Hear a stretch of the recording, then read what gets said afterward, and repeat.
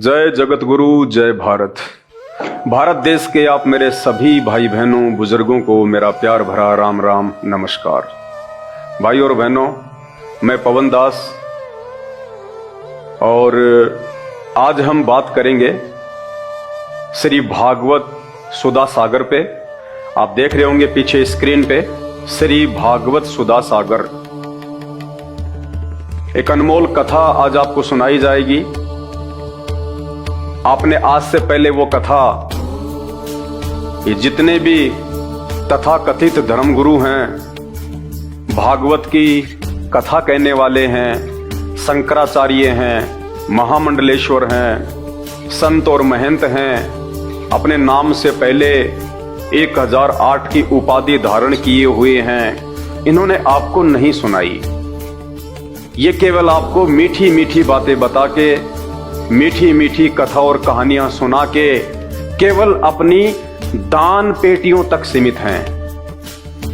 आज इन कथाकारों ने केवल धर्म को धंधा बना लिया है। इन कथाकारों को, इन धर्म गुरुओं को, शंकराचार्यों को, मंडलेश्वरों को, आप और हम भाई बहनों के आत्म कल्याण की कोई फिक्र नहीं है। इन्हें कोई फिक्र नहीं है कि मरने के बाद हम या हमारे पूर्वज भूत बने, प्रेत बने या लक 84 में गधे, कुत्ते और सूअर बने। इनको फिक्र केवल एक बात की है कि दान दक्षिणा आ रही है या नहीं आ रही है। कारण क्या है? ये स्वयं हमारे धर्मशास्त्रों से अपरिचित हैं। आपको ये जितने भी बड़े बड़े पंडाल लगा के, बड़ी बड़ी स्टेज पे डेकोरेशन करके, लाखों की चेयर पे बैठ के और मीठी मीठी आवाज में जो ये कथाकार दिखाई पड़ते हैं, ये स्वयं अपने ही धर्म ग्रंथों में लिखी हुई सच्चाई से अपरिचित हैं। और आज ये सच्चाई जो आप और हम सभी देशवासियों को जानना, पहचानना बेहद जरूरी है। हमारे को ये मानव शरीर उस परमपिता परमेश्वर ने केवल भक्ति के लिए दिया है, भक्ति के लिए, आत्मा का मोक्ष करवाने के लिए। बाकी कार्य तो पशु और पक्षी भी करते हैं। ये 84 लाख योनियों से भिन्न उस परमेश्वर ने हमें जो चोला दिया है मानव, ये केवल उस परमेश्वर की महिमा करने के लिए, सदकर्म करने के लिए और सदा सदा के लिए इन 84 लाख योनियों के महादुख से बाहर निकलने के लिए दिया है। भाई और बहनों, मुझ पवन दास के वीडियो देखना लोहे के चने चबाने के बराबर है। और जिस भाई बहन ने थोड़ा सा धैर्य धारण करके और निष्पक्ष होके यदि वीडियो देख लिया, उसकी आंखें खुल जाएंगी। वो बैठ के रोएगा 2 घंटे कि कहां हम इन अज्ञानी धर्मगुरुओं के पीछे अपना अनमोल मानव जीवन बर्बाद कर रहे थे। उन्हें केवल अपनी दान दक्षिणा से मतलब है, मान बढ़ाई से मतलब है, ऐशो आराम से मतलब है। उन्हें कोई मतलब नहीं है कि इन शास्त्रों में वर्णित सच्चाई तुम्हारे तक पहुंचाई जाए। अगर वो सच्चाई तुम्हें बता दें कि इन धर्मशास्त्रों में वास्तव में अध्यात्म के विषय में, और जिनको हम पूर्ण भगवान मानते हैं, ब्रह्मा विष्णु महेश माता जी, 33 करोड़ देवी देवता, जिनको हम पूर्ण परमात्मा, पूर्ण भगवान मान के, मोक्ष के दाता मान के दिन रात उनकी कथाएं सुनते हैं, और वो धर्मगुरु जैसा हमें कर्म कांड करने के लिए बोलते हैं, दान दक्षिणा के लिए आदेश देते हैं, हम लोग वैसा ही फॉलो करते हैं। और जिस दिन आपको इन धर्मशास्त्रों में लिखित सच्चाई पता चलेगी, आप अपनी आंखों से देखोगे, उसके बाद आप देखना, आप सिर पे हाथ रख के रोगे कि उन शास्त्र ज्ञानहीन धर्मगुरुओं ने, जो दिखाई देने में तो बिल्कुल ऐसे लगते हैं कि जैसे शास्त्र इन्हीं ने लिखे हों, पूरा का पूरा ज्ञान इनकी खोपड़ी में समाहित है, इनसे बढ़ के तो कोई महाज्ञानी है ही नहीं दुनिया में। जबकि हकीकत यह है कि कि हमारे धर्म ग्रंथों के विषय में चारों वेद, गीता जी, 18 पुराण, 6 शास्त्र और अन्य धार्मिक पुस्तकें, उन धार्मिक पुस्तकों और ग्रंथों के विषय में उन धर्म गुरुओं को, शंकराचार्यों को, संतों को, महंतों को, मठाधीशों को क ख ग का भी ज्ञान नहीं है कि वास्तव में ये धर्म ग्रंथ क्यों लिखे गए हैं और इनके लिखने का औचित्य क्या है। वे स्वयं सच्चाई से अपरिचित हैं, आपको कहां से ज्ञानी बना देंगे।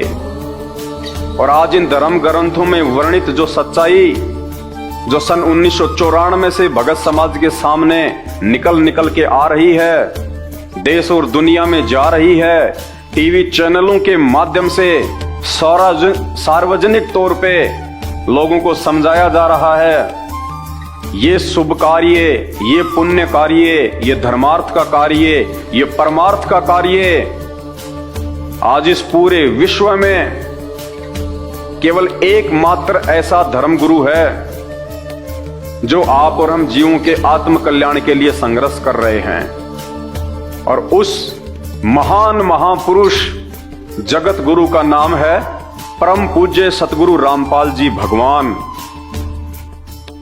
वीडियो को अंत तक देखना और आज इस वीडियो में आपको पता चलेगा कि जिन भगवानों को हम भगवान मान के पूज रहे हैं कि मरने के बाद में हम उनके लोक में जाएंगे, हमारी आत्मा का कल्याण हो जाएगा, हम कभी 84 लाख योनियों में वापस नहीं आएंगे गधे कुत्ते सूअर बनने के लिए। आज आपका सारा का सारा भ्रम निवारण हो जाएगा। यही श्री भागवत सुधा सागर इसका 12वां अध्याय, 8वां स्कंद और पेज नंबर 549, इसमें भगवान शंकर के विषय में, उनके चरित्र के विषय में, उनके कर्म और कुकर्म के विषय में, उनकी आदतों के विषय में, उनकी सोच और उनकी दृष्टि के विषय में जो सच्चाई लिखी हुई है, ये 12वां अध्याय, 8वां स्कंद और पेज नंबर 549 आज तक एकमात्र सतगुरु रामपाल जी भगवान को छोड़ के इन तथाकथित धर्म गुरुओं ने, शंकराचार्यों ने, आचार्यों ने, ऋषि मुनियों ने, संतों महंतों ने, भागवत के इन कथाकारों ने आप लोगों को क्यों नहीं सुनाई, जबकि ये अध्याय भी तो इसी भागवत के अंदर है कि हमारे भगवान श्री शंकर जी का कैसा चरित्र है, क्या वे पूजा के योग्य हैं, क्या वे भगवान कहलाने के योग्य हैं, क्या वे हम प्राणियों से उत्तम हैं।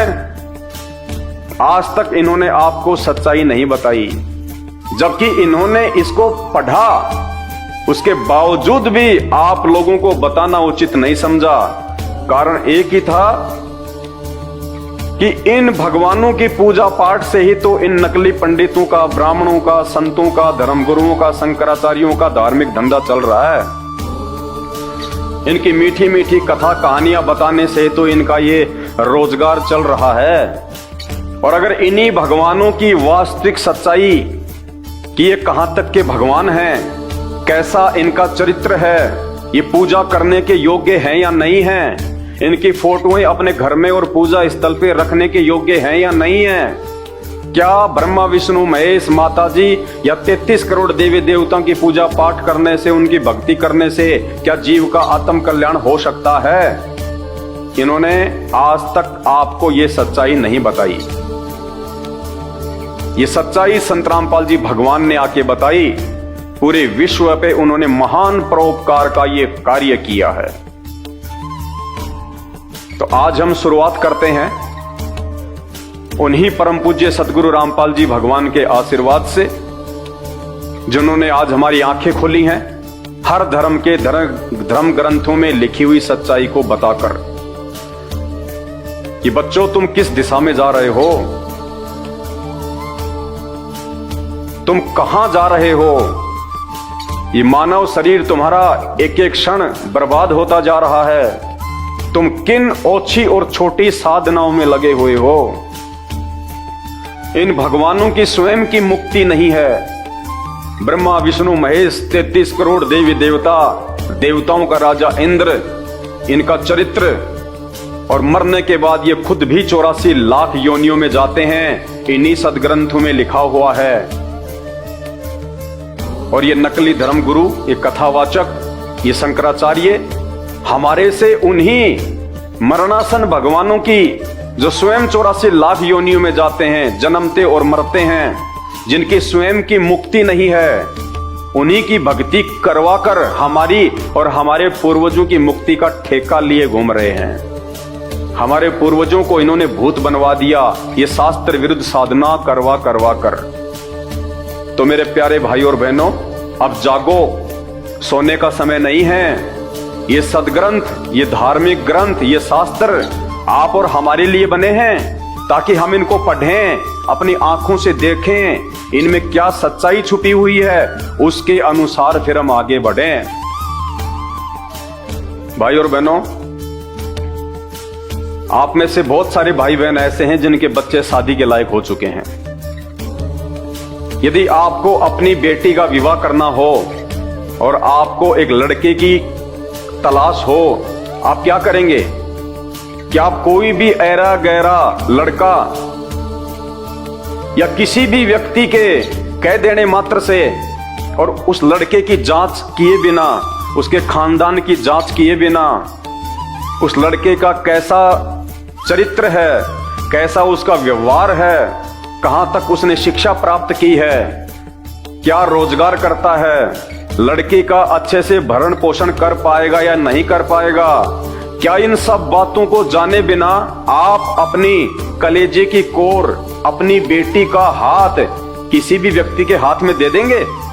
आप कहेंगे जी ये तो संभव ही नहीं है, मेरी बेटी के भविष्य का सवाल है, मैं तो अच्छे से ऊपर से लेके नीचे तक पूरी जानकारी करूंगा। पहले लड़का कैसा है, शराब वराब तो नहीं पीता है, मांस तो नहीं खाता है, उसकी संगति क्या है, उसकी शिक्षा क्या है, रोजगार क्या है, यहां तक कि उसके माता पिता का भी हम लोग पूरा चरित्र छान मारते हैं कि इसकी पीढ़ी में कहीं कोई दाग तो नहीं है। उसके बाद हम उस घर में अपनी लड़की को देते हैं और अपनी आत्मा के उद्धार के लिए, अपने मोक्ष के लिए किसी भी पंडित ने हमारे को भागवत की कोई मीठी मीठी कथा सुना दी, किसी भी व्यक्ति ने हमारे को कह दिया कि चल मेरे गुरुजी से नाम लेके आ जा, अरे चल वहां पे भागवत हो रही है, वहां पे वो कथा हो रही है, और भागवत के बाद आपको नाम से जोड़ दिया जाता है। लेकिन आपने कभी भी विचार नहीं किया कि इस पंडित जी ने हमें जो कथा सुनाई है, कौन से शास्त्र से सुनाई है, क्या यह कथा वास्तव में सही है? क्या जैसा पंडित जी बोल रहे हैं क्या वैसा ही है? क्या ये भगवान इतने शक्तिशाली हैं जैसा इन भगवानों का पंडित जी के द्वारा गुणगान किया जा रहा है? क्या ये भगवान स्वयं जन्म और मरण के चक्कर से बाहर हैं? क्या ये भगवान मेरा मोक्ष करने में सर्वशक्तिमान है? आपने घर पे आके फिर इन शास्त्रों को खोल के देखना चाहिए, और यदि आपके समझ में नहीं आवे तो किसी समझदार से दिखवाना चाहिए। तो जिस प्रकार एक बाप अपनी बेटी का हाथ बिना सोचे समझे किसी भी ऐरे गहरे व्यक्ति के हाथ में नहीं सौंप सकता, ठीक उसी प्रकार एक बुद्धिमान व्यक्ति, एक सच्चा हिंदू, एक सच्चा सनातनी अपने आध्यात्मिक जीवन का फैसला, अपने भविष्य का फैसला, अपनी आत्मा का फैसला सिर्फ किसी भी कथाकार के द्वारा, कोई भी भागवत की कथा सुना देने से या कोई भी मंत्र दे देने से, यदि उसकी बातों में आकर अपना आध्यात्मिक जीवन उसको सौंप देता है तो वो सबसे बड़ा मूर्ख व्यक्ति है, वो अज्ञानी है, नासमझ है, और अंत में फिर उसके साथ वो बनेगी जो हमारे पूर्वजों के साथ बनती आई है, मरने के बाद भूत प्रेत बनना और पीछे से फिर उनके श्राद्ध निकालना। ठीक इसी प्रकार हम मार्केट में जाते हैं, एक 50 रुपए का मिट्टी का मटका हमें लेके आना होता है, और वो मिट्टी का मटका लेने से पहले हम उसको 20 बार यूं ठोक ठोक के देखते हैं, बजा बजा के, कि ये कहीं से टूटा हुआ तो नहीं है, एक क्रैक तो नहीं है, एक कच्चा तो नहीं है, ये कमजोर तो नहीं है, कहीं मेरे 50 रुपए जो है वो बर्बाद तो ना हो जाएं। एक मिट्टी का 50 रुपए का मटका खरीदने से पहले भी हम लोग कितना सोचते हैं, कितना विचार करते हैं, और किसी भी अरे गहरे व्यक्ति को, पंडित को, कथाकार को, धर्मगुरु को अपना गुरु बनाने से पहले हम कुछ भी नहीं सोचते, जबकि शरीर की तो कोई कीमत नहीं है, अनमोल है। तो हमने विचार करना पड़ेगा ये शास्त्र क्या कह रहे हैं, हम किस दिशा में जा रहे हैं। सब्जी वाला आवाज लगाता है, सब्जी ले जाओ, नीचे उतर के माता बहनें जाती हैं, 50 रुपए के आलू टमाटर खरीदती हैं और 20 बार उनको उलट पलट के देखती हैं, कहीं ये खराब तो नहीं है, सड़ा हुआ तो नहीं है। और जब बात आती है भक्ति की और भगवान को चूज करने की, उस समय हमारी आंखें बिल्कुल बंद हो जाती हैं। हम लोग विचार भी नहीं करते कि जिन भगवानों की पूजा करने के लिए इन ब्राह्मणों, इन पंडितों, इन धर्मगुरुओं के द्वारा जो हमें कहा जा रहा है, क्या ये भगवान वास्तव में पूजा के लायक है या नहीं है, ये सर्वशक्तिमान है या नहीं है, इनका चरित्र उत्तम है या नहीं है, या फिर हमारे जैसे ही हैं। तो आज हम शुरू करेंगे परमपिता परमेश्वर जी के आशीर्वाद से, क्योंकि मैं पहले भी अपने वीडियो में स्पष्ट करता हुआ आया हूं। आज एक बार फिर से मैं आप सभी भाई बहनों को कहना चाहूंगा, मैं कोई संत नहीं हूं, मैं कोई महात्मा नहीं हूं, ना मैं कोई मठाधीश हूं, ना मेरा कोई आश्रम है, ना मैं कोई शंकराचार्य हूं, और ना मुझे कोई आश्रम खोलना है, ना मुझे कोई गुरु और संत की पदवी प्राप्त करनी है। मैं तो एक सामान्य सा व्यक्ति हूं, एक भगत हूं, और मेरे पूज्य गुरुदेव सतगुरु रामपाल जी भगवान ने जो सच्चाई इन शास्त्रों की देश और दुनिया को दिखाई है, भाई बात मेरे समझ में आ गई। मैंने अपनी आंखों से फिर इन धर्म ग्रंथों को खरीद के और देखा है कि जहां जहां संत रामपाल जी पढ़ा रहे हैं, दिखा रहे हैं, क्या वास्तव में वैसा ही लिखा हुआ है, और मैंने वैसा का वैसा पाया। तो मेरी आंखें खुल गई और मैंने उनकी सत्य साधना स्वीकार कर ली। अपना आध्यात्मिक जीवन मैंने उनके श्री चरण कमल में सौंप दिया। मेरे मोक्ष में कहीं कोई संशय नहीं रहा, क्योंकि वे पूर्ण गुरु हैं और पूर्ण आध्यात्मिक ज्ञान है उनके पास में। और वर्तमान में इस पूरी पृथ्वी पे यदि कोई कथा करने का अधिकारी है, यदि कोई मंत्र दान करने का अधिकारी है, यदि कोई जगत गुरु या धर्म गुरु कहलाने का अधिकारी है, एकमात्र पूरे विश्व में, हिंदुस्तान में नहीं, पूरे विश्व में केवल परम पूज्य सतगुरु रामपाल जी भगवान हैं। इस बात का निर्णय आप उस समय करेंगे जब आप उनके द्वारा किए गए सत्संगों को सुनना प्रारंभ करेंगे। और मेरी विनती है हाथ जोड़ के आप सभी भाई बहनों से, जब तक आपको सृष्टि रचना के विषय में पूरी जानकारी नहीं होगी कि ये सृष्टि, ये ब्रह्मांड कैसे रचे गए हैं, ब्रह्मा विष्णु महेश के माता पिता कौन हैं, ब्रह्मा विष्णु महेश को जन्म देने वाले कौन हैं, इनकी माँ का नाम क्या है, इनके पिताजी कौन हैं, ब्रह्मा विष्णु महेश कहाँ तक के भगवान है, कहाँ तक इनकी शक्ति है, क्या ये स्वयं जन्म और मरण से बाहर हैं, क्या ये स्वयं गधे कुत्ते सूअर नहीं बनते या बनते हैं। जब तक आपको सृष्टि रचना की पूरी जानकारी नहीं होगी और आप अपनी आंखों से नहीं देख लोगे उस सृष्टि रचना का प्रमाण जो संत रामपाल जी बताते हैं हमारे इन्हीं हिंदू धर्म ग्रंथों से, तब तक आप दुनिया के किसी भी धर्म ग्रंथ को ना तो समझ सकते हैं और ना कभी आप एक अच्छे भगत बन सकते हैं और ना आपकी मुक्ति हो सकती है। तो आज की जो कथा है, जो वीडियो है, इसकी हम शुरुआत करें। उससे पहले हम उस परमपिता परमेश्वर सतगुरु रामपाल जी भगवान के जयकारे के साथ में करेंगे। और आज निश्चित तौर पे आपकी आंखें खुलने वाली हैं। आज श्री भागवत सुधा सागर से भगवान श्री शंकर जी का जो चरित्र है, उनकी जो लीला है, आज उनके विषय में हम इसी श्री भागवत सुधा सागर से पढ़ेंगे, अपनी आंखों से देखेंगे कि जो कटु सच्चाई आज तक हमारे को इन नकली संतों महंतों ने नहीं बताई, कि कहीं जनता भड़क ना जाए, जनता हमसे सवाल ना करने लग जाए, जनता हमारे पंडाल में आना ना छोड़ दे, हमारी दान पेटियों पे ताले ना लग जाएं। इस डर के मारे इन लोगों ने आपको ये यथार्थ सच्चाई इन भगवानों की नहीं बताई और इन भगवानों की पूजा करवा करवा के इन्हीं को सर्वशक्तिमान, महेश्वर, सर्वेश्वर, राजेश्वर, पता नहीं क्या क्या इनको उपाधियां दे दी गई, जिन उपाधियों के ये लायक नहीं हैं। तो वीडियो की हम शुरुआत करें उससे पहले हम गुरुदेव भगवान का जयकारा करेंगे। परमपिता परमात्मा, सारी सृष्टि के रचनहार, कुल मालिक, असंख्य ब्रह्मांडों के स्वामी, जगत गुरु, तीनों लोकों में प्रवेश करके सबका पालन पोषण करने वाले, राजाधिराज, आत्माधार, नाथों के नाथ, देवों के देव महादेव, सर्वेश्वर, महेश्वर, मृत्युंजय, अजरो अमर, आदि अनादि, सनातनी प्रभु, जगत पिता जगदीश्वर, श्री श्री 1008 की उपाधि के वास्तविक अधिकारी, अकाल मूरत, शब्द स्वरूपी राम, प्रथम पूज्य आदि गणेश, परम पूज्य, परम धनी, परम दयालु, परम संत, परम पुरुष, हक्का कबीर, सत्य कबीर, अल्लाहु अकबर, खुदा, राजेश्वर प्रभु, संत शिरोमणि सतगुरु रामपाल जी भगवान के चरण कमल में मुझ पवन दास का अनंत कोटि दंडवत प्रणाम। हे गुरुदेव भगवान, आप ही के आशीर्वाद से, आप ही की दया से हम सभी भाई बहन आप ही के द्वारा इन धर्म ग्रंथों में वर्णित जो सच्चाई बताई गई है हम उसको जानने का प्रयास करेंगे, समझने का प्रयास करेंगे। हे परमेश्वर, आपने आके हम जड़मती जीवों की जो बुद्धि खोली है परमेश्वर, उसके लिए हम आपका अनंत कोटि बार दंडवत धन्यवाद करते हैं।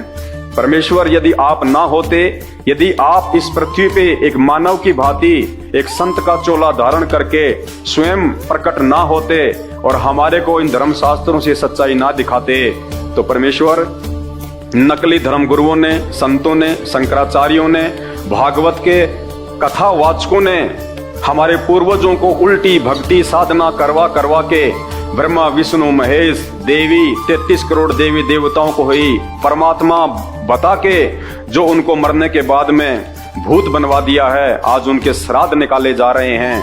परमेश्वर, आपने उस महा कष्ट से हम सभी भाई बहनों को बचा लिया है।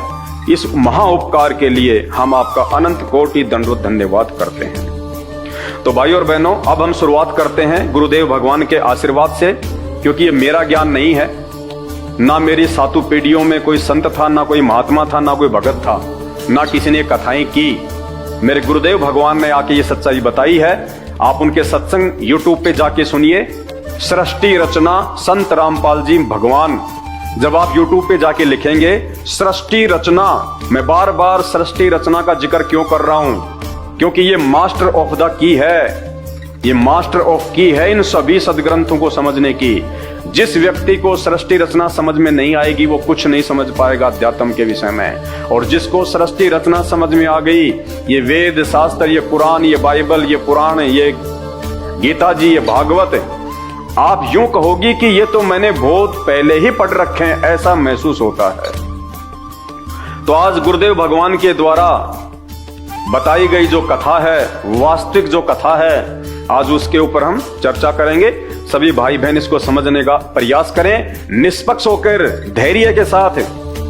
देखिए, इन भगवानों के विषय में जिस भी धर्मगुरु को पता चला है, केवल इन शास्त्रों से ही पता चला है। इन शास्त्रों के अलावा किसी को भी इन भगवानों की जानकारी किसी और से नहीं हुई है। इसलिए शास्त्र जो कह रहे हैं वो बिल्कुल सत्य है। इस सत्य को जिसने स्वीकार कर लिया और सच्चे गुरु की शरण में आके जिन्होंने अपनी भक्ति शुरू कर दी, उन्हीं का आत्म कल्याण संभव है। वरना आप देख रहे हो हमारे चारों तरफ गधे, कुत्ते, सुअर, ये 84 लाख योनियां कितना महा कष्ट उठा रही हैं। कौन है ये वही है जो पहले मानव थे, इंसान थे, और जिन्होंने सही भक्ति नहीं करी, जिनको तत्वदर्शी संत नहीं मिला, जिनको सही धर्मगुरु नहीं मिला, और आज उनकी वो दुर्गतियां हो रही है उन्हीं लोगों की जो भागवत बैठ के सुना करते थे, जो नकली धर्मगुरुओं को दान किया करते थे, जिनसे नाम उपदेश लेके अपने आत्मा का कल्याण समझ रहे थे कि गुरुजी ने हमारा तो बेड़ा पार कर दिया। गुरुजी ने मरने के बाद में पशु बना के बेड़ा गर्ग कर दिया। तो श्री भागवत सुधा सागर, जिसको सुख सागर भी कहते हैं, गीता प्रेस गोरखपुर से ये प्रकाशित है। सभी हिंदू भाइयों के ये घरों में मिलेगी आपको। जितने भी हमारे धर्मगुरु हैं, कथावाचक हैं, उनके पंडाल में, उनकी स्टेज पे मिलेगी आपको। और देखिए, इस श्री भागवत सुधा सागर की जो कहानी है, जो वृतांत है, जो कथा है, ये सारा का सारा जो वृतांत है, ये श्री सुखदेव ऋषि जी और राजा परीक्षित के बीच में है। सुखदेव जी जो श्री वेद व्यास जी के पुत्र थे, और राजा परीक्षित जो पांडवों के अंतिम वंशज थे, उन दोनों के बीच की ये वार्ता है। ये श्री सुखदेव जी हैं जो कथा सुना रहे हैं राजा परीक्षित जी को, ये परीक्षित जी हैं। इन दोनों के बीच ये सारा संवाद है। और एक बात जो मेरे पूज्य गुरुदेव जी ने बताई, प्रथम बार पूरी दुनिया को, वो आपको भी सुननी चाहिए। जब राजा परीक्षित ने काल प्रभाव से एक ऋषि के गले में मरा हुआ सांप डाल दिया, और उसके बाद में उनको श्राप मिला कि आज से 7वें दिन तुझे तक्षक नाग डसेगा और उसके जहर से तेरी मृत्यु होगी। तो उस समय जो साधु संत महात्मा होते थे, वो सिद्धि युक्त होते थे, पाखंड नहीं करते थे, ड्रामा नहीं करते थे, भगवान से डरने वाले थे। तो राजा जो परीक्षित है वो घबरा गए कि इनका जो वचन है वो खाली नहीं जाता। राजा ने अपने मंत्रियों से विचार विमर्श किया। मंत्री भी उस समय बहुत अच्छे होते थे, जो सलाह देते थे बिल्कुल भगवान से डर के दिया करते थे। तो मंत्रियों ने कहा कि भगवान, इसका तो एक ही उपाय है कि आप किसी धर्म गुरु से आप इसकी सलाह लें, वही आपको सही मार्गदर्शन देंगे। राजा ने अपने धर्म गुरुओं से मार्गदर्शन लिया। तो उन्होंने कहा कि महाराज, 7वें दिन तो मृत्यु निश्चित है, लेकिन अगर आपको श्री भागवत सुधा सागर की कथा सुनाई जाए, श्री कृष्ण भगवान की, श्री विष्णु भगवान की लीलाएं अगर आपको सुनाई जाएं, तो आपका ध्यान इन सांसारिक मोह ममता से, इस मृत्यु के भय से, इस राजपाट से हटके और बैकुंठ में लग जाएगा, स्वर्ग में लग जाएगा। तो मरने के बाद में आप सीधे बैकुंठ में चले जाओगे। तो परीक्षित ने कहा कि भैया देर किस बात की, पंडित जियों को बुलाओ और भागवत करवाओ। अब विचार करने की बात यह है कि उस समय द्वापर युग में, आज से लगभग 5000 वर्ष पहले, यही श्री भागवत सुधा सागर, जिसकी कथा राजा परीक्षित को सुनाने के लिए किसी भी धर्म गुरु ने हां नहीं भरी, किसी भी कथावाचक ने हां नहीं भरी, किसी भी ऋषि मुनि साधु संत महात्मा ने हां नहीं भरी। सबने हाथ जोड़ लिए और कहा कि भगवान, हम श्री भागवत सुधा सागर का पाठ करने के, कथा करने के अधिकारी नहीं हैं, क्योंकि सबको पता था कि 7वें दिन रिजल्ट आएगा और उस समय तुम्हारे को सूली पे टांग दिया जाएगा। इसलिए किसी ने भी हां नहीं भरी कि साहब, हम वर्तमान के, हम द्वापर के जितने भी साधु संत महात्मा ऋषि हैं, हम ये कथाएं करने के अधिकारी नहीं हैं। बोला कौन कर सकता है? तो उनको बताया गया कि ये कथा केवल ऋषि सुखदेव जी कर सकते हैं, और सुखदेव जी वर्तमान में स्वर्ग में हैं, विष्णु भगवान के लोक में हैं। सुखदेव ऋषि को राजा परीक्षित के धर्म के आधार पे, उनके पुण्य के आधार पे, वहां से इस पृथ्वी लोक पे नीचे बुलवाया गया, और श्री सुखदेव जी ने स्वर्ग से आके राजा परीक्षित को 7 दिन तक भागवत की कथा सुनाई, और 7वें दिन इनको तक्षक नाग ने डसा, इनकी मृत्यु हुई, और सुखदेव जी राजा परीक्षित की आत्मा को अपने साथ में बैकुंठ लेके गए। और जब तक इस राजा परीक्षित के अच्छे पुण्य और धार्मिक जो कार्य इसने जो भी किए थे, दान पुण्य, जब तक वो धन है इसके पास में, भक्ति धन, तब तक ये स्वर्ग में रह पाएगा। उसके बाद इसको वापस नीचे पृथ्वी पे पटका जाएगा 84 लाख योनियों में, गधा, कुत्ता, सुअर, मक्खी, कीट, पतंग बनाने के लिए। स्वर्ग की मुक्ति केवल यहीं तक की मुक्ति है। जब तक आप इस पृथ्वी लोक पे रह के भक्ति करोगे, जब तक आपके पास दान पुण्य का जो धन इकट्ठा है, जो भक्ति धन इकट्ठा है, जब तक आप ऊपर के लोकों में रह सकते हो, फिर आपको नीचे पटका जाएगा। पूर्ण मुक्ति नहीं है, पूर्ण मोक्ष नहीं है। ना ही तो सुखदेव जी का पूर्ण मोक्ष है, ना ही राजा परीक्षित का पूर्ण मोक्ष है। ये सारी सच्चाई हमारे इन्हीं धर्म ग्रंथों में लिखी हुई है। आपको केवल संत रामपाल जी के सत्संग सुनने की आवश्यकता है। अरे इन बाकी धर्म गुरुओं से, जिनको आज आपने अपना गुरुजी बना रखा है, इनसे आपकी क्या रिश्तेदारी थी? आपने इनके प्रवचन सुने, आपको अच्छे लगे, आपने उनकी शरण ले ली। अब यदि इनसे ऊपर का ज्ञान कोई आपको बता रहा है, पूर्ण मोक्ष और मुक्ति का मार्ग कोई आपको बता रहा है, तो आपको कोई शर्म नहीं होनी चाहिए अपने आत्मा के कल्याण के लिए उनको छोड़ने में। बिल्कुल भी संकोच नहीं होना चाहिए। यदि आप जागरूक हैं तो, यदि आप एक बुद्धिमान व्यक्ति हैं तो द्वापर युग में कोई भी पंडित, ब्राह्मण, ऋषि, महात्मा, संत, मंडलेश्वर श्री भागवत की ये कथा सुनाने का अधिकारी नहीं था। सबने हाथ खड़े कर लिए।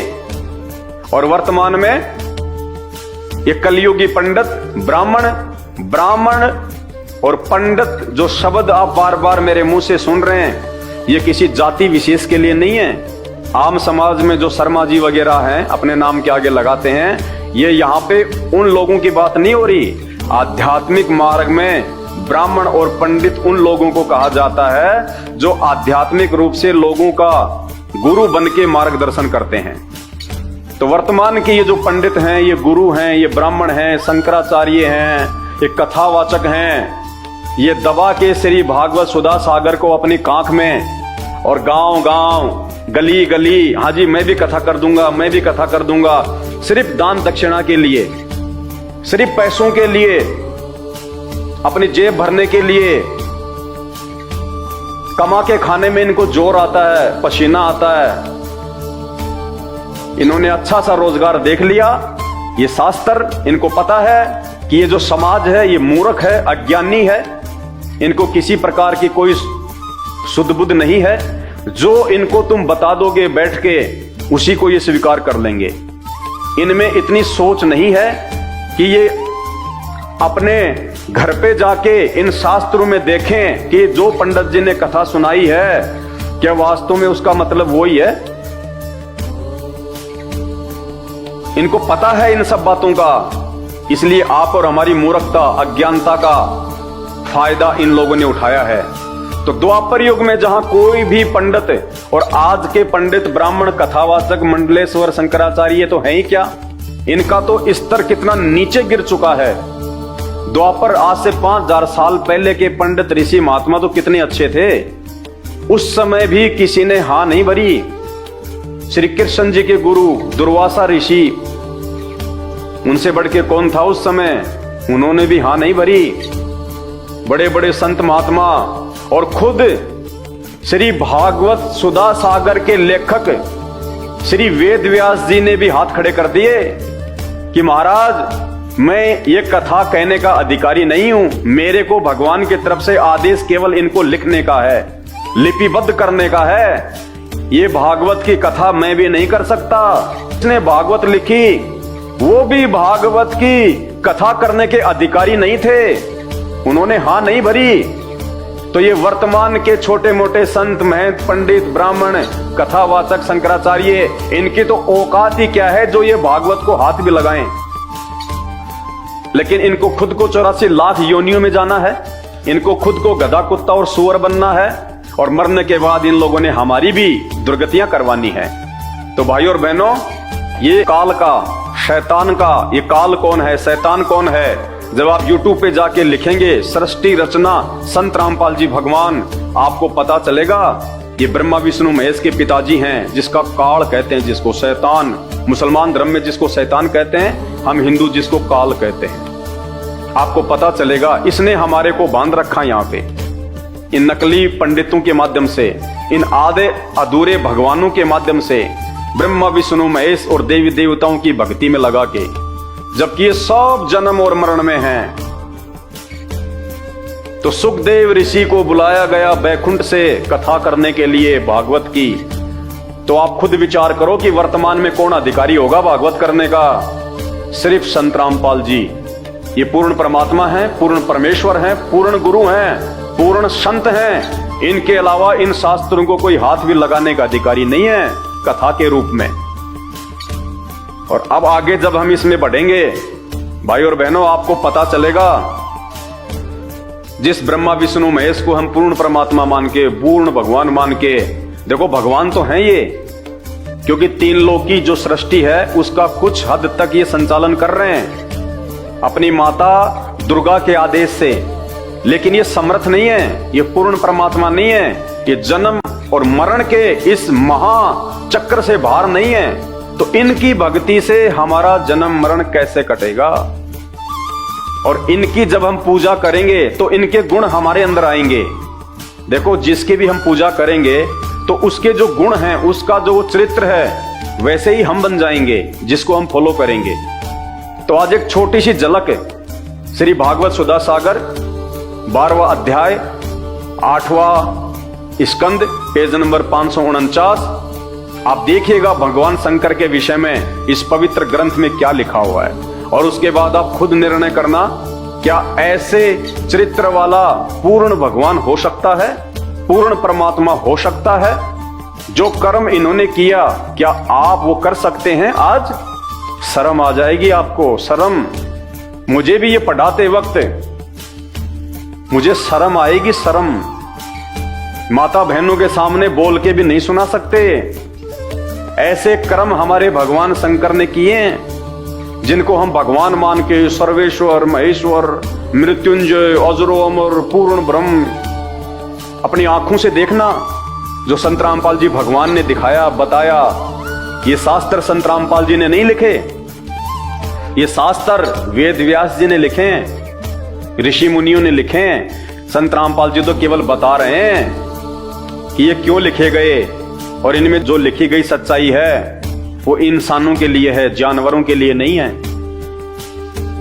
तो आपने अपने जीवन का फैसला स्वयं करना है। इन नकली धर्म गुरुओं के चक्कर में पड़ के मरने के बाद में 84 लाख योनियों में जाना है, भूत और प्रेत बनना है, या संत रामपाल जी की शरण ग्रहण करके अपनी पूर्ण मुक्ति करवानी है।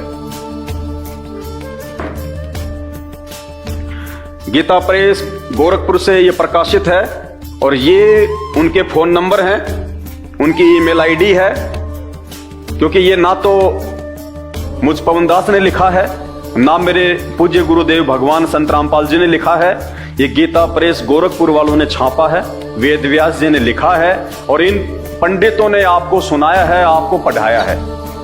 लेकिन जो सच्चाई इन्होंने नहीं बताई, जो सच्चाई इन्होंने छुपा दी, वो मेरे गुरुदेव भगवान ने आके बताई है। और मेरे गुरुदेव भगवान के बताने के बाद अब मैं आप सभी भाई बहनों को उन्हीं के आशीर्वाद से दिखाने जा रहा हूं। आपकी आंखों के सामने आप स्वयं देखेंगे, आप पढ़ेंगे, झूठ की, मिलावट की कहीं कोई शंका नहीं है। हाथ कंगन को आरसी क्या, पढ़े लिखे को फारसी क्या।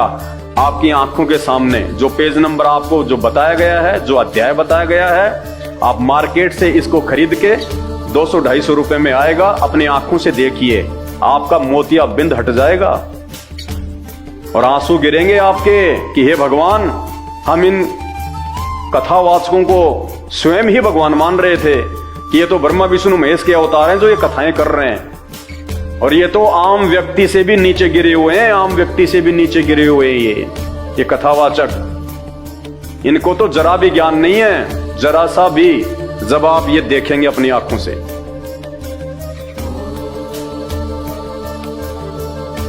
अध्याय 12 अष्टम स्कंद है और पेज नंबर है 549। 12वां अध्याय है श्री भागवत सुधा सागर का। क्या लिखा हुआ है? मोहिनी रूप को देखकर महादेव जी का मोहित होना। मोहिनी रूप को देखकर महादेव जी यानी शंकर जी का, शिव जी का, भगवान शंकर का उसके ऊपर मोहित हो जाना। श्री सुखदेव जी कहते हैं, परीक्षित, जब भगवान शंकर ने यह सुना कि श्री हरि ने स्त्री का रूप धारण करके असुरों को मोहित कर लिया और देवताओं को अमृत पिला दिया।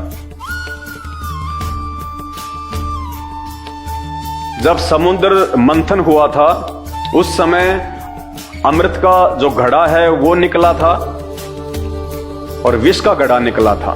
भगवान विष्णु ने एक सुंदर स्त्री का रूप धारण किया था, मोहिनी का, और मोहिनी का रूप धारण करके राक्षसों को भगवान विष्णु ने मदिरा पान करवाया अपने हाथों से, उनको बेशुद्ध कर दिया और जो अमृत का जो घड़ा था वो उन्होंने देवताओं को दे दिया।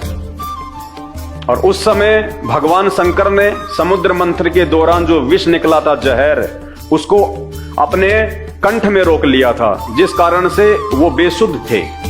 तो उस समय वो मोहिनी रूप को नहीं देख पाए। बाद में आगे चल के देवताओं ने जब मोहिनी रूप का वर्णन किया तो भगवान शंकर के अंदर से इच्छा हुई कि मैं भी वो स्त्री का सुंदर रूप देखूं। जैसे आजकल आप देखते होंगे बहुत सारे ऐसे लोग हैं, जब कोई सुंदर माता बहन कहीं से निकलती है या गुजरती है तो उसको एकटक उसको देखते हैं।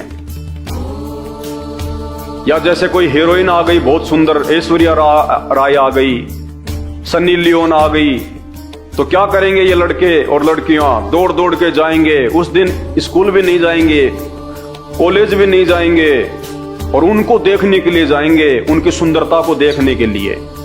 तो हमारे भगवान भी हमारे से कोई ज्यादा दूर नहीं है। हमारे भगवान के मन में भी इच्छा प्रकट हो गई कि ऐसा कैसा, कितनी सुंदर औरत का रूप बनाया भगवान ने, उसको देखना चाहिए। तो भगवान शंकर मोहिनी का रूप देखने के लिए आतुर हो गए। अरे मेरे घर में मेरी स्त्री है, वो जैसी भी है, और मुझे पता चले कि यहां से 2 किलोमीटर दूर एक आदमी ने शादी की है और इतनी अच्छी और सुंदर स्त्री लेके आया है, भाई क्या बात कही। और मैं अपनी पत्नी से कहूं कि देख मैं उस औरत को देख के आ रहा हूं, मैंने सुना बहुत सुंदर है वो, तो घर में झगड़ा होगा कि नहीं होगा? मेरी औरत की नजरों में मैं नीचे गिरूंगा या नहीं गिरूंगा? तो अब आप विचार कर लेना। भगवान शंकर शादीशुदा, बाल बच्चे वाले और सती उनकी पत्नी, जिनको हम माता पार्वती कहते हैं, और उसके बावजूद भी भगवान शंकर की इच्छा हुई कि मैं मोहिनी का रूप देखूं, उस सुंदर स्त्री को देखूं।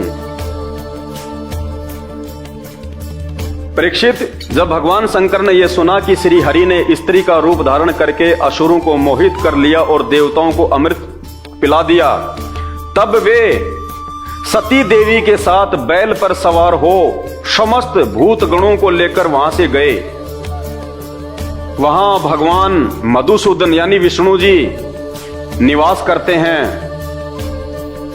भगवान श्री हरि ने बड़े प्यार से गौरी शंकर भगवान का स्वागत सत्कार किया। वे भी सुख से बैठकर भगवान का सम्मान करके मुस्कुराते हुए बोले। श्री महादेव जी ने कहा, यानी शंकर जी ने विष्णु भगवान को कहा, मोहिनी रूप को देखने के लिए, समस्त देवों के आराध्य आप विश्वव्यापी जगदीश्वर एवं जगत स्वरूप हैं। समस्त चराचर पदार्थों के मूल कारण ईश्वर और आत्मा भी आप ही हैं। इस जगत के आदि अंत और मध्य आपसे ही होते हैं, परंतु आप आदि मध्य और अनंत से रहित हैं। यानी पहले इन्होंने विष्णु भगवान की जम के इन्होंने बड़ाई करी ताकि वो मुझे मोहिनी रूप दिखा दे। फिर क्या कहा आगे चल के शंकर जी ने? भगवान शंकर ने कहा विष्णु जी से, मैं आपके उस अवतार का भी दर्शन करना चाहता हूं जो आपने स्त्री रूप में ग्रहण किया था, जिससे दैत्यों को मोहित करके आपने देवताओं को अमृत पिलाया। स्वामिन यानी हे भगवान, उसी को देखने के लिए हम सब आए हैं। हमारे मन में उसके दर्शन का बड़ा कौतूहल है। हे भगवान, मुझे बड़ी जल्दी हो रही है वो मोहिनी स्त्री वाला सुंदर रूप देखने की। सुखदेव जी कहते हैं, जब भगवान शंकर ने विष्णु भगवान से ये प्रार्थना की, तब वे गंभीर भाव से हंसकर शंकर जी से बोले।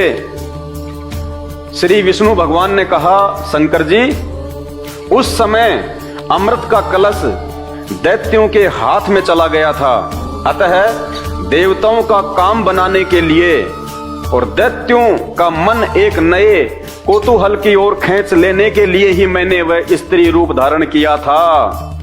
देव शिरोमणे, भगवान शंकर तो उसको देव शिरोमणे कह रहे हैं कि तू भगवान है, परमात्मा है, जगदीश्वर है। जो विष्णु जी हैं वो शंकर जी को कह रहे हैं देव शिरोमणे, यानी देवताओं में सर्वश्रेष्ठ। इनका पता ही नहीं चल रहा आपस में कौन महादेव है, सबसे बड़ा देव कौन है।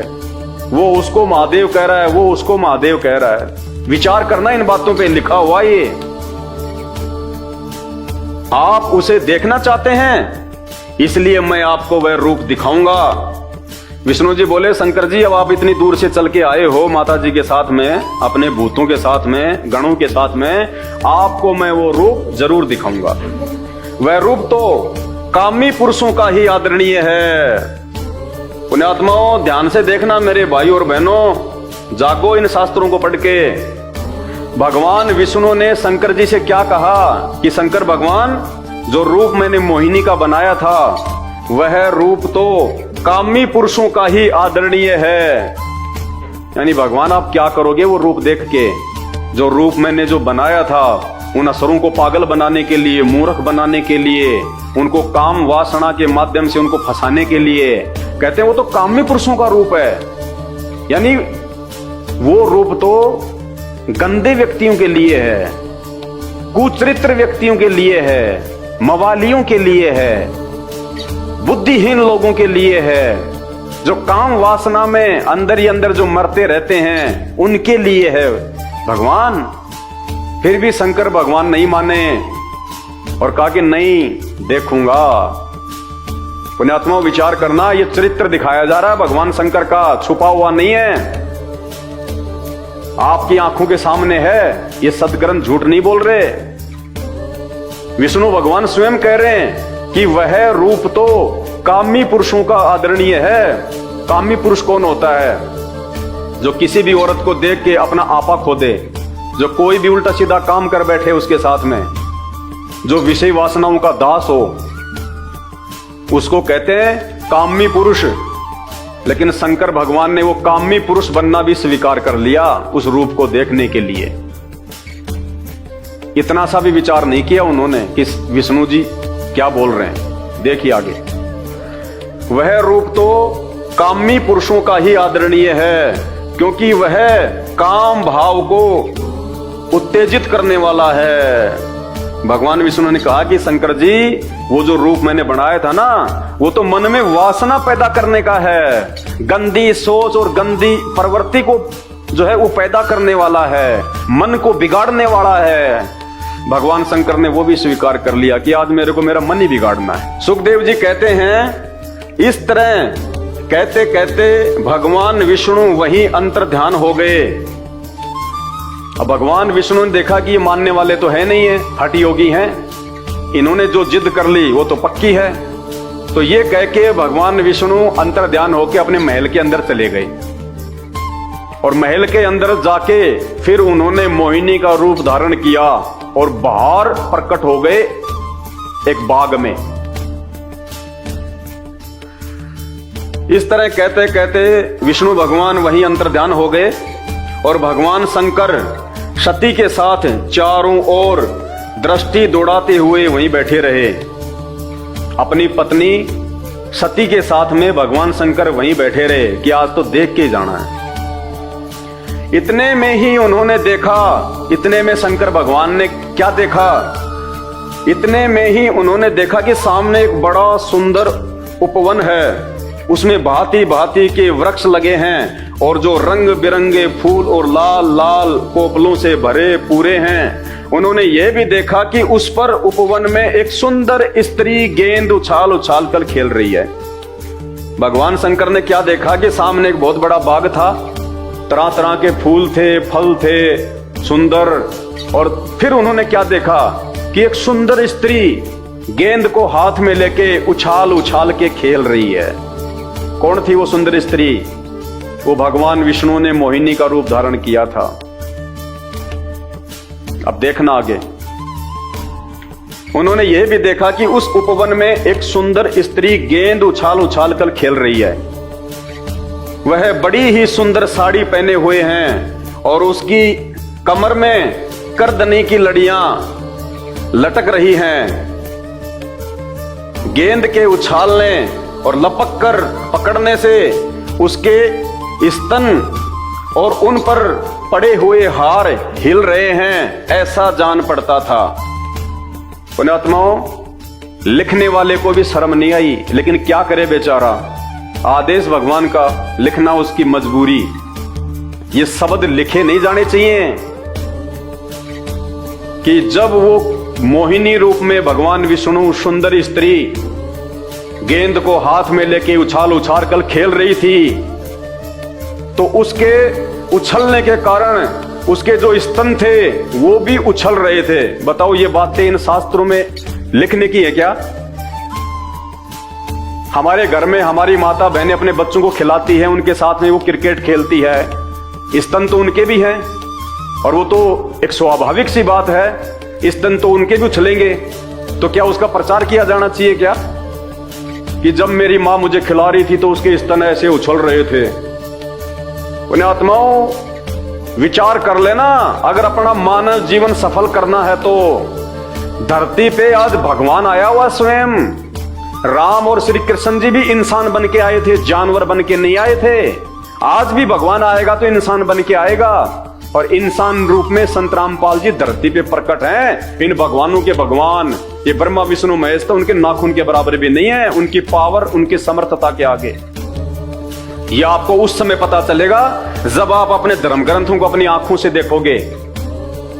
इन भगवानों की 33 करोड़ देवी देवताओं की आपको जब ये पावर का पता चलेगा, समर्थता का पता चलेगा, इनकी लीलाओं का, इनके चरित्र और इनके कुचरित्र का आपको मालूम चलेगा, फिर संत रामपाल जी के सत्संग आपको समझ में आएंगे।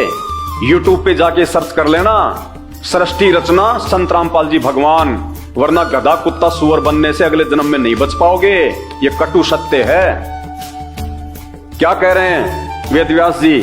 गेंद के उछालने और लपक कर पकड़ने से उनके स्तन और उन पर पड़े हुए हार हिल रहे हैं, ऐसा जान पड़ता था। मानो इनके भार से उनकी पतली कमर पर पग पग पर टूटते टूटते बच जाती है। स्तनों के भार से उनकी कमर टूटती टूटती बच रही है। ये लिखने की बातें हैं, लेकिन आप और हमारी आंखें खोलने के लिए ये उस पूर्ण परमात्मा जो ब्रह्मा विष्णु महेश से ऊपर है, उस पूर्ण परमात्मा की ये बहुत बड़ी मेहर है जिन्होंने वेद व्यास को ये बुद्धि देके और ये सदग्रंथ लिखवा दिए, ताकि आज हम इनको पढ़ें और इनको पढ़ने के बाद में हमारे को, जिनको हम भगवान मान के पूज रहे हैं, हमारे को उनके चरित्र का पता चले कि वो पूजा के योग्य हैं या नहीं हैं, वो भगवान कहलाने के योग्य हैं या नहीं हैं।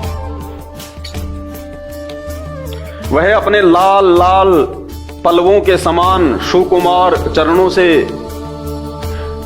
बड़ी कला के साथ ठुमक ठुमक कर चल रही थी। उछलता हुआ गेंद जब इधर उधर छलक जाता था तब वह लपक कर उसे रोक लेती थी।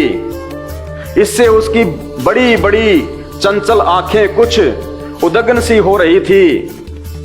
उसके कपोलों पर कानों के कुंडलों की आभा जगमगा रही थी और घुंघराली काली काली अलके उन पर लटक जाती थी, जिससे मुख और भी उल्सित हो उठता था। जब कभी साड़ी सरक जाती और उसके केसों की वेणी खुलने लगती तब अपने अत्यंत सुकुमार बाएं हाथ से वह उन्हें संवार लिया करती थी। उस समय भी वह दाहिने हाथ से गेंद उछाल उछाल कर सारे जगत को अपनी माया से मोहित कर रही थी। गेंद से खेलते खेलते उसने तनिक लज्जा भाव से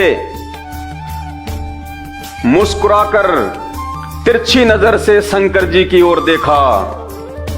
उस मोहिनी ने जो गेंद से खेल रही थी, जिसकी साड़ी नीचे सरक चुकी थी, इतना सुंदर रूप था, और खेलते खेलते उसने तिरछी नजर से भगवान शंकर की तरफ देखा।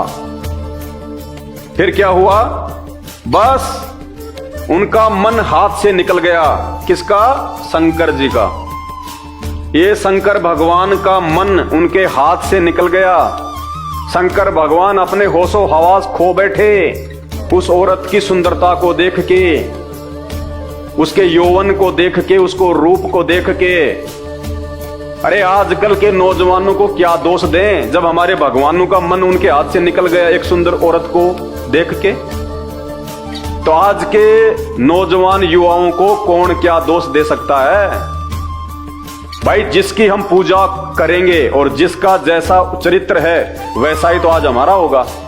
तो इन भगवानों की पूजा करते करते उनके जो गुण हैं आज हमारे अंदर भी आ गए। इसीलिए सबकी नजरें आज गंदी हो रखी हैं। कोई माता बहन निकलती है तो सबकी कुदृष्टि पड़ती है, क्योंकि जब हमारे भगवान ही ऐसे हैं तो हम कैसे होंगे? अरे टीचर बच्चे को जो पढ़ाएगा, बच्चा तो वैसी पढ़ाई पढ़ेगा, उसमें बच्चे का उसमें क्या दोष है? तो उस मोहिनी के सुंदर रूप को देख के, और मोहिनी ने जब शंकर भगवान की तरफ तिरछी नजर से देखा, तो शंकर भगवान का मन उनके हाथ से छूट गया। सुध बुध खो बैठे, आपा खो दिया भगवान ने, सब कुछ भूल गए, उसके ऊपर मोहित हो गए, आसक्त हो गए। जैसे काम वासना के समय इंसान को कुछ याद नहीं रहता। उनका मन हाथ से निकल गया। वे मोहिनी को निहारने और उसकी चितवन के रस में डूबकर विहल हो गए। बिल्कुल पागल से हो गए भगवान शंकर। कुछ याद नहीं रहा उनको कि मेरी पत्नी भी यहीं बैठी हुई है, मेरे बेटे भी यहीं हैं, मेरे जो गण हैं वो भी यहीं हैं। वो क्या कहेंगे, वो क्या सोचेंगे मेरे इस प्रकार से ये व्यवहार करने के चलते? उन्हें अपने आप की भी सुध नहीं रही। फिर पास में बैठी हुई अपनी पत्नी सती और गणों की तो याद ही कैसे रहती।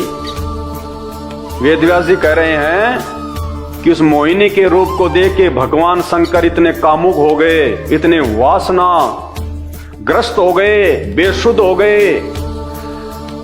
उनको खुद की अपनी सुध नहीं रही, तो अपने पास में बैठी अपनी पत्नी सती और जो गण उनके साथ में आए थे विष्णु शंकर लोक से, उनकी तो याद ही कहां रहती। अपनी औरत को भी भूल गए भगवान शंकर उस दूसरी औरत के ऊपर आसक्त होके। ये चरित्र हमारे ग्रंथों में इसी भागवत सुधा सागर में 12वें अध्याय में लिखा हुआ है। सवाल करना इन नकली धर्मगुरुओं से, इन भागवत के कथावाचकों से कि तुम इसके ऊपर क्यों नहीं पढ़ाते, इसके ऊपर क्यों तुम ये कथा नहीं सुनाते कि हम जिनको भगवान मान के पूज रहे हैं उनका क्या, उनका जो है वो चाल चलन है। भगवान शंकर को अपनी स्त्री की भी कोई सुध बुध नहीं रही, गणों की तो याद ही कैसे रहती। एक बार मोहिनी के हाथ से उछलकर गेंद थोड़ी दूर चला गया, वह भी उसके पीछे पीछे दौड़ी। उसी समय शंकर जी के देखते देखते वायु ने उनकी झीनी सी साड़ी कर्दनी के साथ ही उड़ा दी। जो मोहिनी थी वो निवस्त्र हो गई, हवा से उसकी साड़ी हट गई, उसके शरीर से निवस्त्र हो गई। मोहिनी का एक एक अंग बड़ा ही रुचिकर और मनोरम था। लिखने वाले को भी शर्म नहीं आ रही कि मैं क्या लिख रहा हूं। कहते हैं उस सुंदर स्त्री का एक एक अंग बड़ा ही रुचिकर और मनोरम था। अरे ये कामसूत्र की किताब है या फिर ये भागवत है?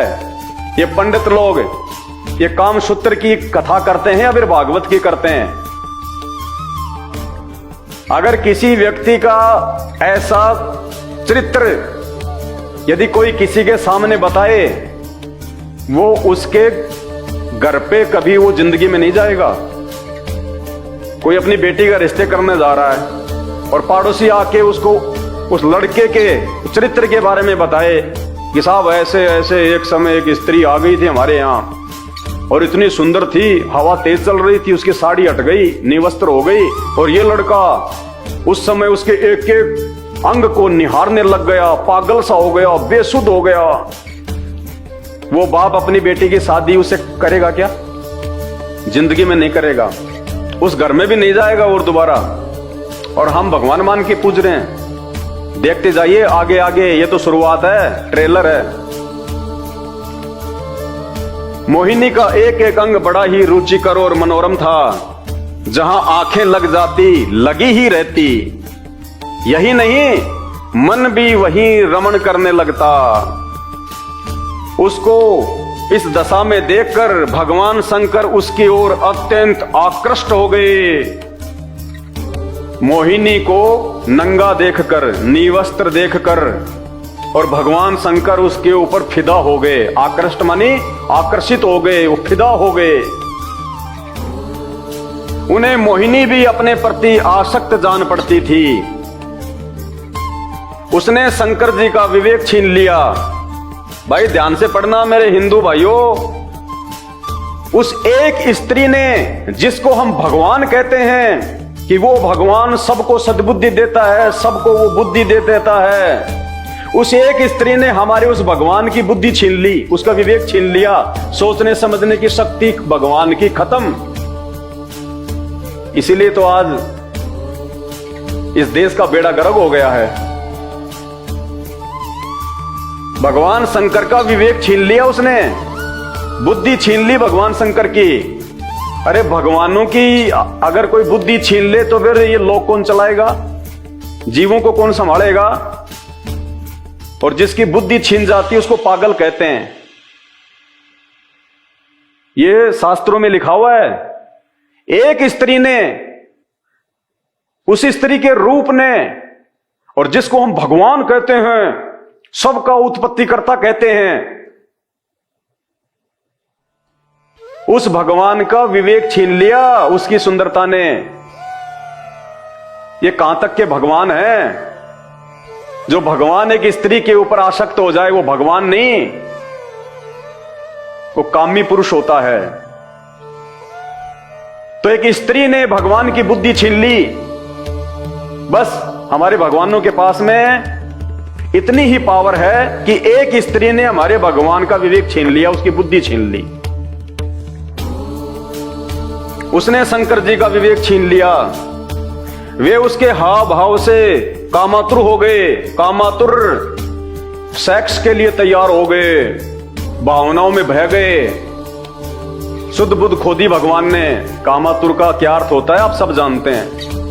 वासनाग्रस्त हो गए भगवान, शुद्ध बुद्ध खो दी भगवान शंकर ने। कामातुर हो गए, संभोग करने के लिए तैयार हो गए, जबकि पास में खुद की पत्नी बैठी हुई है।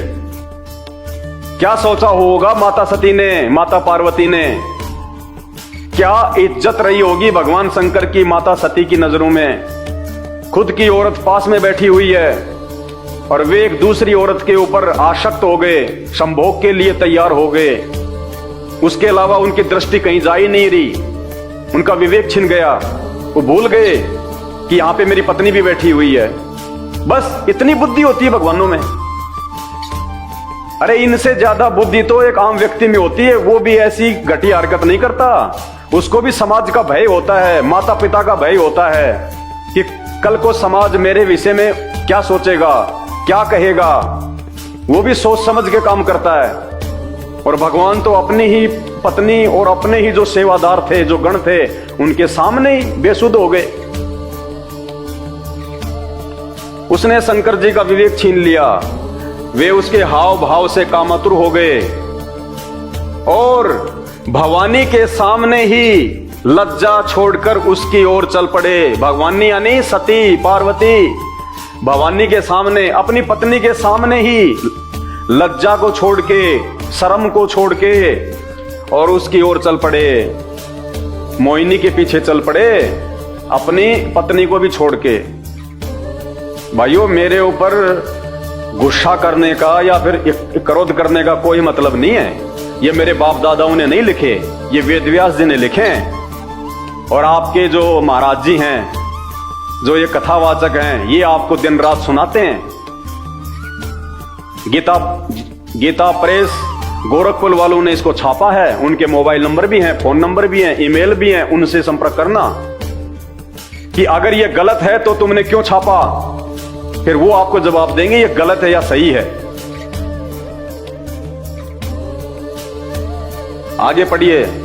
मोहिनी वस्त्रहीन तो पहले ही हो चुकी थी, यानी नंगी तो पहले ही हो चुकी थी वो। शंकर जी को अपनी ओर आता देख बहुत लज्जित हो गई। वह एक वृक्ष से दूसरे वृक्ष की आड़ में जाकर छिप जाती और हंसने लगती, परंतु कहीं ठहरती न थी। भगवान शंकर की इंद्रियां अपने वश में नहीं रही। बताओ, ये भगवान है। भगवान शंकर की इंद्रियां अपने वश में नहीं रही, तो इनकी भक्ति करने से हमारी इंद्रियां कैसे वश में रहेंगी? कैसे हम एक अच्छे व्यक्ति बन सकते हैं, एक अच्छे साधक बन सकते हैं?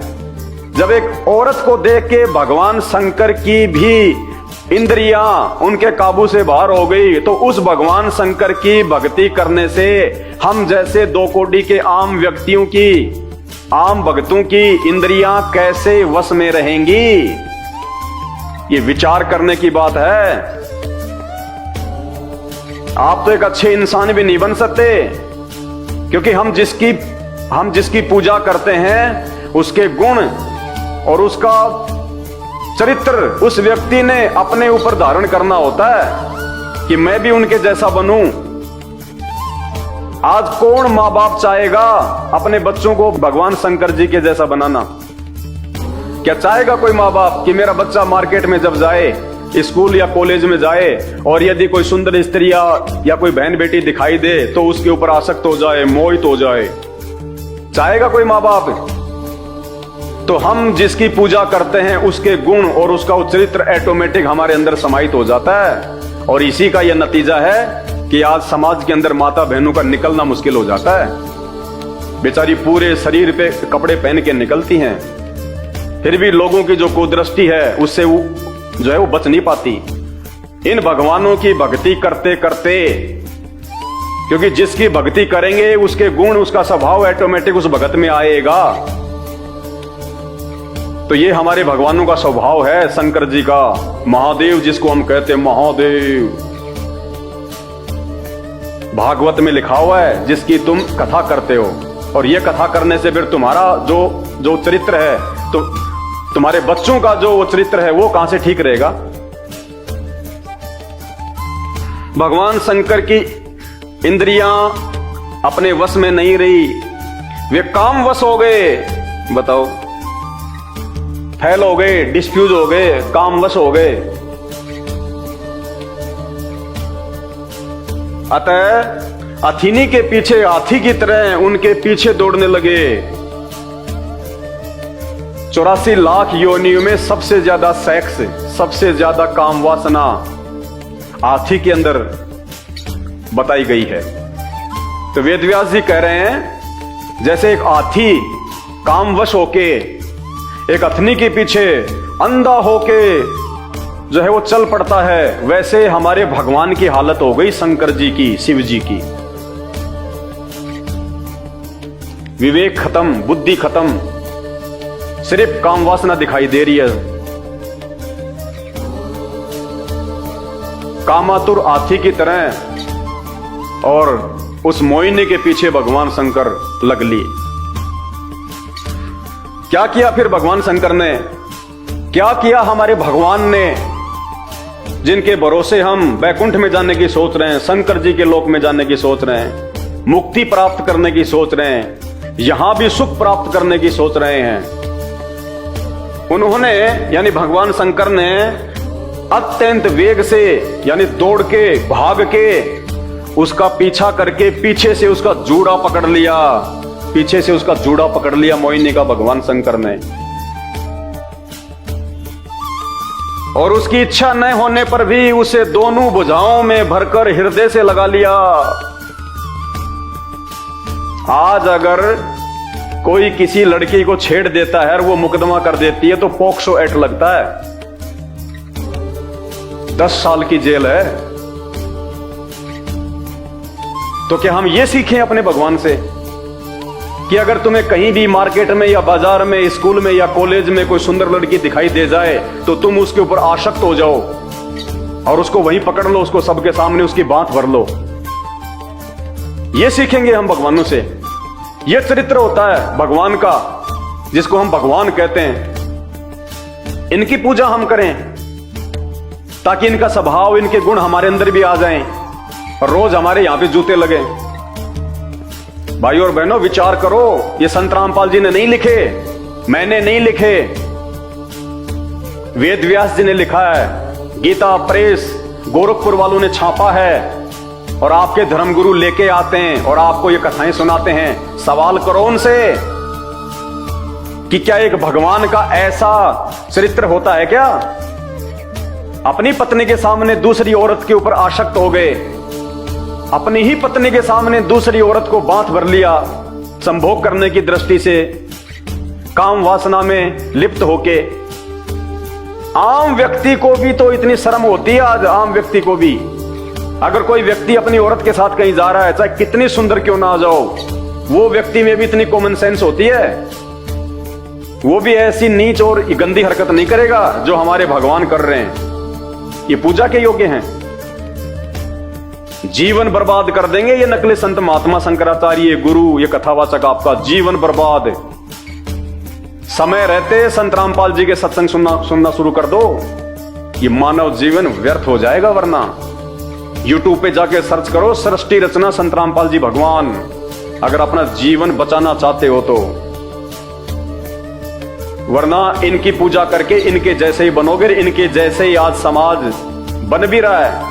बात बात पे झगड़ा, क्रोध, लड़ाई, ये काम वासना, माता बहनों को गंदी नजरों से देखना। अगर भगवान ऐसा करेगा तो भगत क्या करेगा? अरे गुरु अगर बैंगन खाएगा, चेले को कहेगा कि तू परहेज कर, तो वो कैसे करेगा? कभी नहीं कर सकता। तो आज शंकर के जो भगत हैं वो भी ऐसा ही करेंगे, ब्रह्मा विष्णु महेश के भगत हैं वो भी ऐसा ही करेंगे। आने वाले दिनों में आपको इन्हीं धर्म ग्रंथों से आपको ब्रह्मा जी का बताएंगे। अपनी ही बेटे को उन्होंने पीछे से बांध भर ली काम वासना में होके। चलो शंकर जी तो चलो कोई दूसरी औरत है, ब्रह्मा जी ने तो अपनी खुद की बेटी। भाई शर्म आती है इनको भगवान बोलते हुए। तो कौन है फिर वो भगवान जो ये सृष्टि चला रहा है? अगर शंकर जी अगर सृष्टि चला रहे हैं तो जिस समय मोहिनी का सुंदर रूप देख के शंकर जी का जो विवेक है वो छिन गया, तो शंकर जी को तो सुध बुध रही नहीं, तो सृष्टि कौन चला रहा था फिर उस समय जब शंकर जी अपने होशो हौस में नहीं थे? शंकर जी को मालूम नहीं था कि क्या हो गया। उस समय कौन सृष्टि चला रहा था? वो भगवान कौन है जो इनसे भी ऊपर है, सबसे ऊपर है। उसकी जानकारी संत रामपाल जी ने दी है इन्हीं शास्त्रों में दिखा के। सत्संग सुन लेना यूट्यूब पे जाके, संत रामपाल जी भगवान के सत्संग सृष्टि रचना। भगवान शंकर ने यानी उन्होंने अत्यंत वेग से उनका पीछा करके पीछे से उनका जूड़ा पकड़ लिया और उसकी इच्छा न होने पर भी उसे दोनों भुजाओं में भरकर हृदय से लगा लिया। आपके घर पे आपका कोई दोस्त आ जाए और आपकी बहन को या आपकी औरत को देख के वो भगवान शंकर की तरह हो जाए और काम वासना के वशीभूत हो गए, सेक्स करने की इच्छा से अगर वो आपकी बहन का या आपकी औरत का यदि वो पीछे से जूड़ा पकड़ ले, उसको बांध भर ले, आप क्या करोगे? उसको खीर खिलाओगे? उसके लिए आप अच्छा सा मतलब बेड लगाओगे कि रात को आप आराम करो? उसी समय जूते मार मार के भगा दोगे आप कि नालायक इंसान, तुझे ये भी नहीं पता कि समाज में कैसे राज आता है। दूसरे की माँ बहन बेटियों को अपनी माँ बहन और बेटी की दृष्टि से जो है वो देखना चाहिए। नालायक इंसान, तुझे इतनी भी तमीज नहीं है। और भगवान की हम पूजा कर रहे हैं जो वही काम कर रहे हैं। उनके आगे हम अगरबत्ती कर रहे हैं, उनके हम फूल चढ़ा रहे हैं कि भगवान बहुत अच्छा, तुम करो, हम संभाल लेंगे, टेंशन ना लो आप। क्यों? क्योंकि आज तक हमारे को इन भगवानों का यह चरित्र इन्हीं शास्त्रों से इन नकलियों ने नहीं दिखाया। इन नकली शास्त्रियों ने, पंडितों ने, ब्राह्मणों ने, इन कथावाचकों ने, शंकराचार्यों ने हमारे को यह सच्चाई नहीं बताई। इन भगवानों की पार्ट 2, केवल पार्ट 1 पढ़ाया हमारे को। मीठी मीठी कथा कहानियां भिलनी राम की, सुदामा श्री कृष्ण जी की मीठी मीठी कहानी सुना सुना के दान पेटियां भरी। ये पार्ट 2 ये नहीं दिखाया, सच्चाई नहीं दिखाई, सिक्के का दूसरा पहलू नहीं दिखाया। क्योंकि ये अगर वो बता दें इन भगवानों के विषय में तो लोग इनको पूजना छोड़ दें और लोग सवाल करें कि ये तो भगवान हो नहीं सकते ऐसे काम करने वाले। भाई भगवान कौन है उसकी जानकारी दो, जो इन गंदे कर्मों से दूर होता है। अरे भगवान भी अगर ये संभोग करेगा, वासना में अगर वो लिप्त रहेगा, किसी भी माँ बहन बेटी को देख के अगर उसको पीछे से बांध भर लेगा, वो भगवान काहे का? तो इनके पास कोई जवाब नहीं होता, क्योंकि इनको तत्व ज्ञान नहीं है। इन पंडितों को, इन कथावाचकों को, इनको सृष्टि रचना का नहीं पता। उसके लिए आपको केवल संत रामपाल जी के सत्संग सुनने पड़ेंगे यूट्यूब पे। सृष्टि रचना संत रामपाल जी भगवान, फिर देखना आपकी आंखें खुल जाएंगी, आंखें कि हे भगवान हमारा तो जीवन बर्बाद हो रहा था, भला हुआ जो समय रहते हमें संत रामपाल जी भगवान के बारे में पता चल गया। उन्होंने अत्यंत वेग से उनका पीछा करके पीछे से उनका जूड़ा पकड़ लिया और उसकी इच्छा न होने पर भी उसे दोनों भुजाओं में भरकर हृदय से लगा लिया।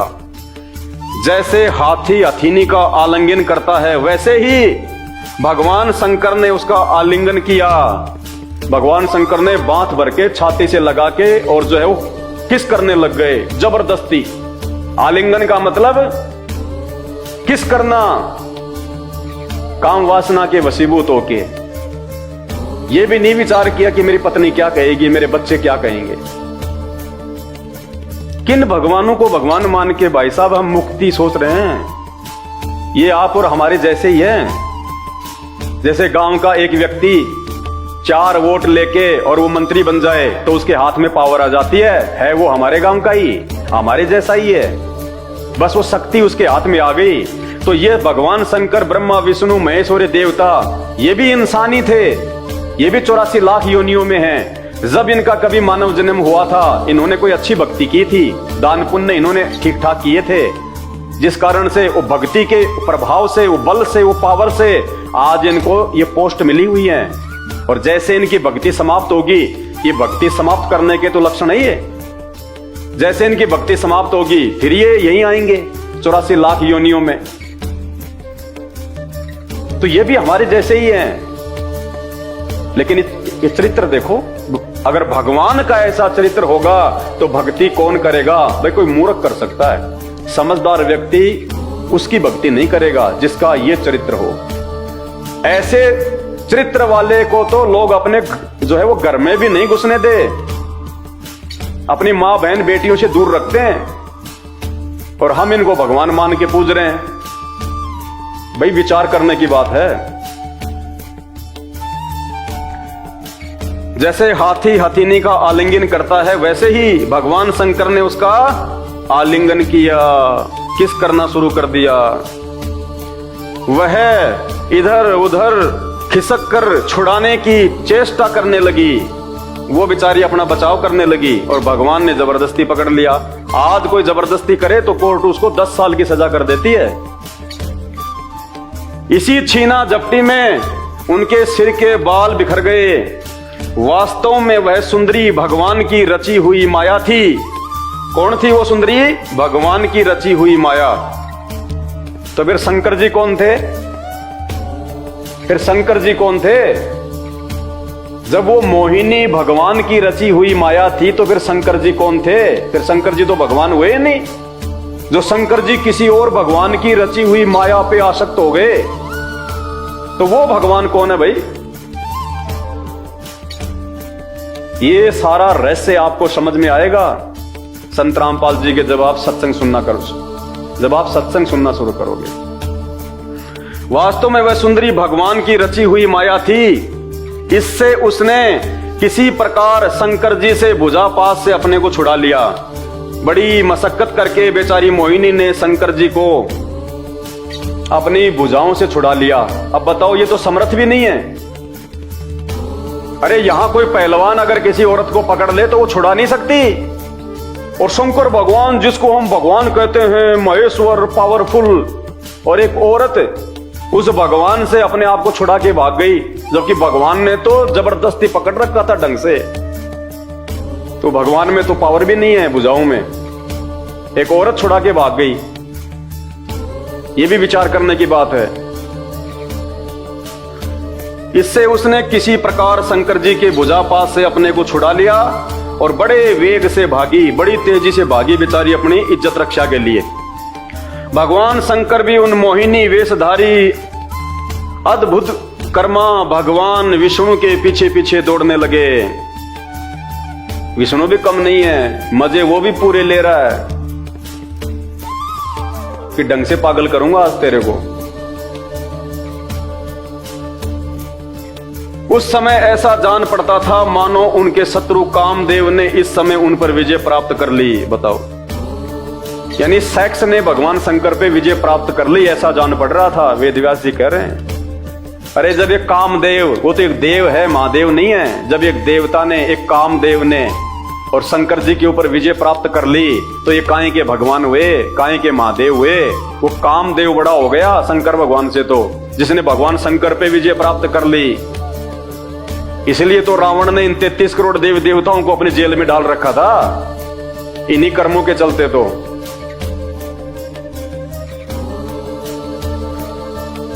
कामुक हथनी के पीछे दौड़ने वाले मदोन्नत हाथी के समान वे मोहिनी के पीछे पीछे दौड़ रहे थे। फिर भी भगवान पीछे पीछे हो लिए उसके। यद्यपि अब देखना पुण्यात्माओं, बोलते हुए भी हमें शर्म आएगी, इसलिए मैं हाथ जोड़ के विनती करता हूं, सुनने का प्रयास जरूर करो ताकि आपकी आंखें खुलें कि ऐसे ऐसे कर्म करने वाले भगवान नहीं हो सकते। आपको उस भगवान की आवश्यकता है, स्त्री जिसके आसपास भी नहीं होती, काम वासना जिसके आसपास भी नहीं होती, जिस भगवान के ऊपर ना कोई देव, ना महादेव, ना काम वासना कोई भी विजय प्राप्त ना कर सके। आज इस पूरी पृथ्वी पे वो भगवान, वो परमात्मा संत रामपाल जी हैं।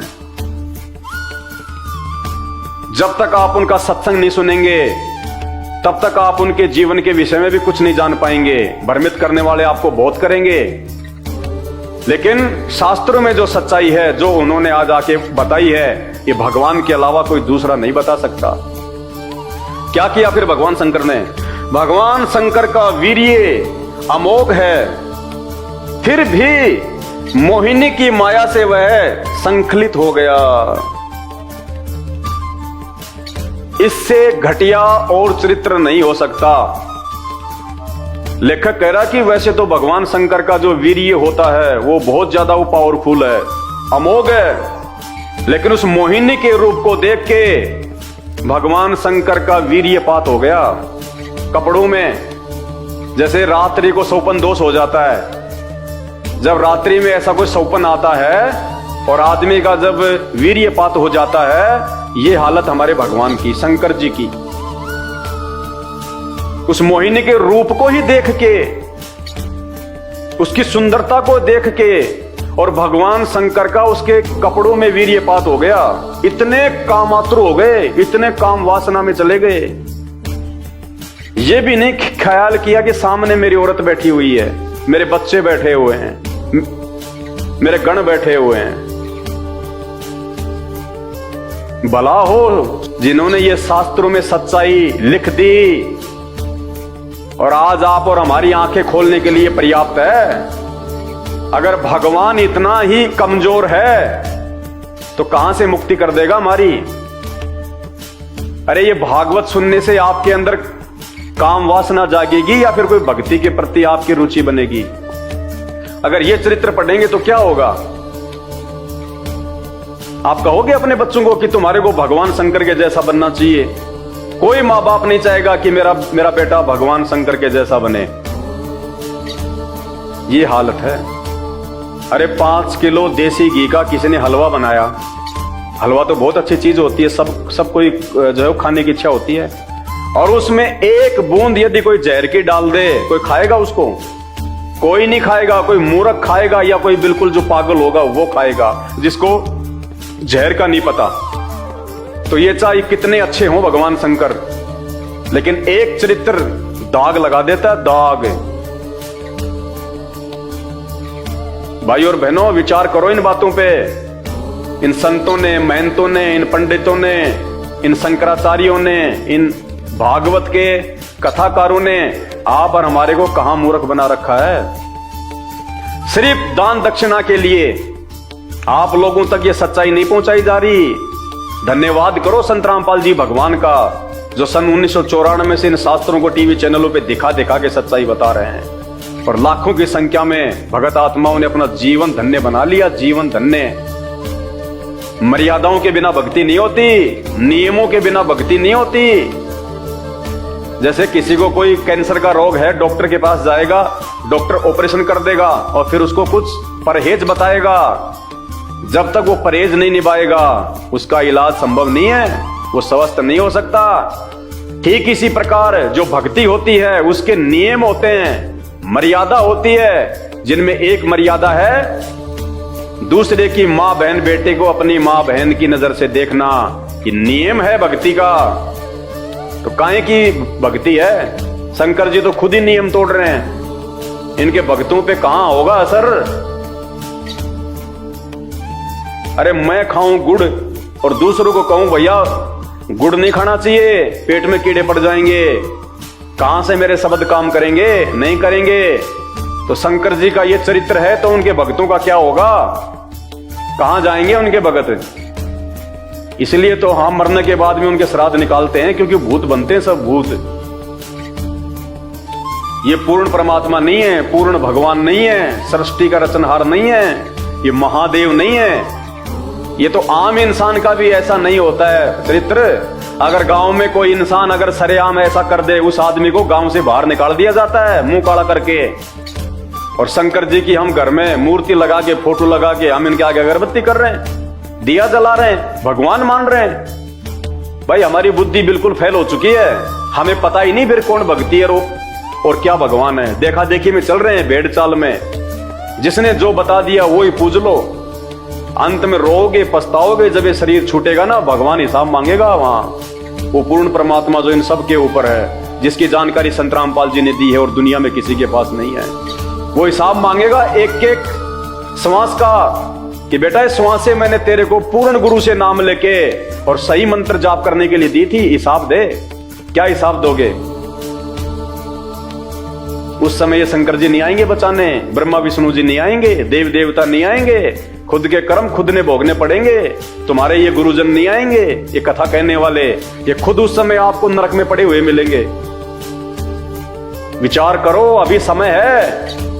जब तक आप जीवित हैं तब तक समय है आपके पास में। एक बार शरीर छूट गया ना, कोई धनी नहीं है फिर।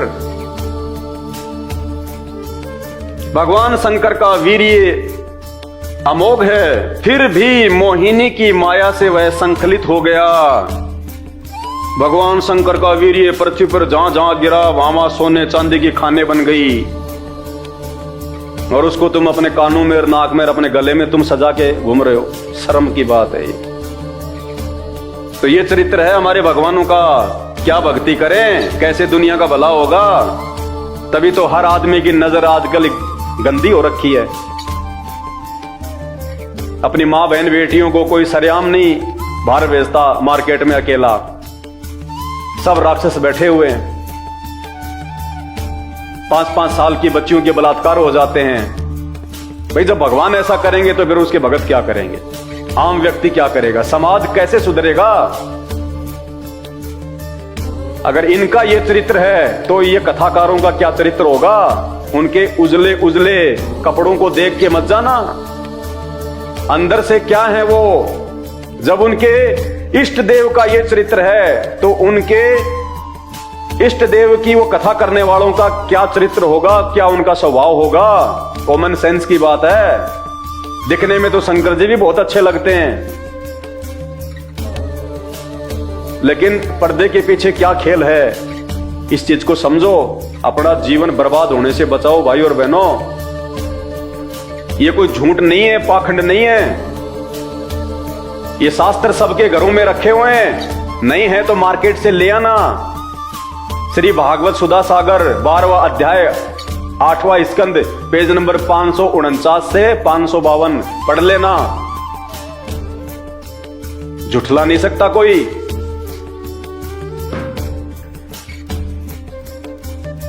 फिर क्या कहा सुखदेव जी ने, हे परीक्षित, वीर्यपात हो जाने के बाद उन्हें अपनी स्मृति हुई।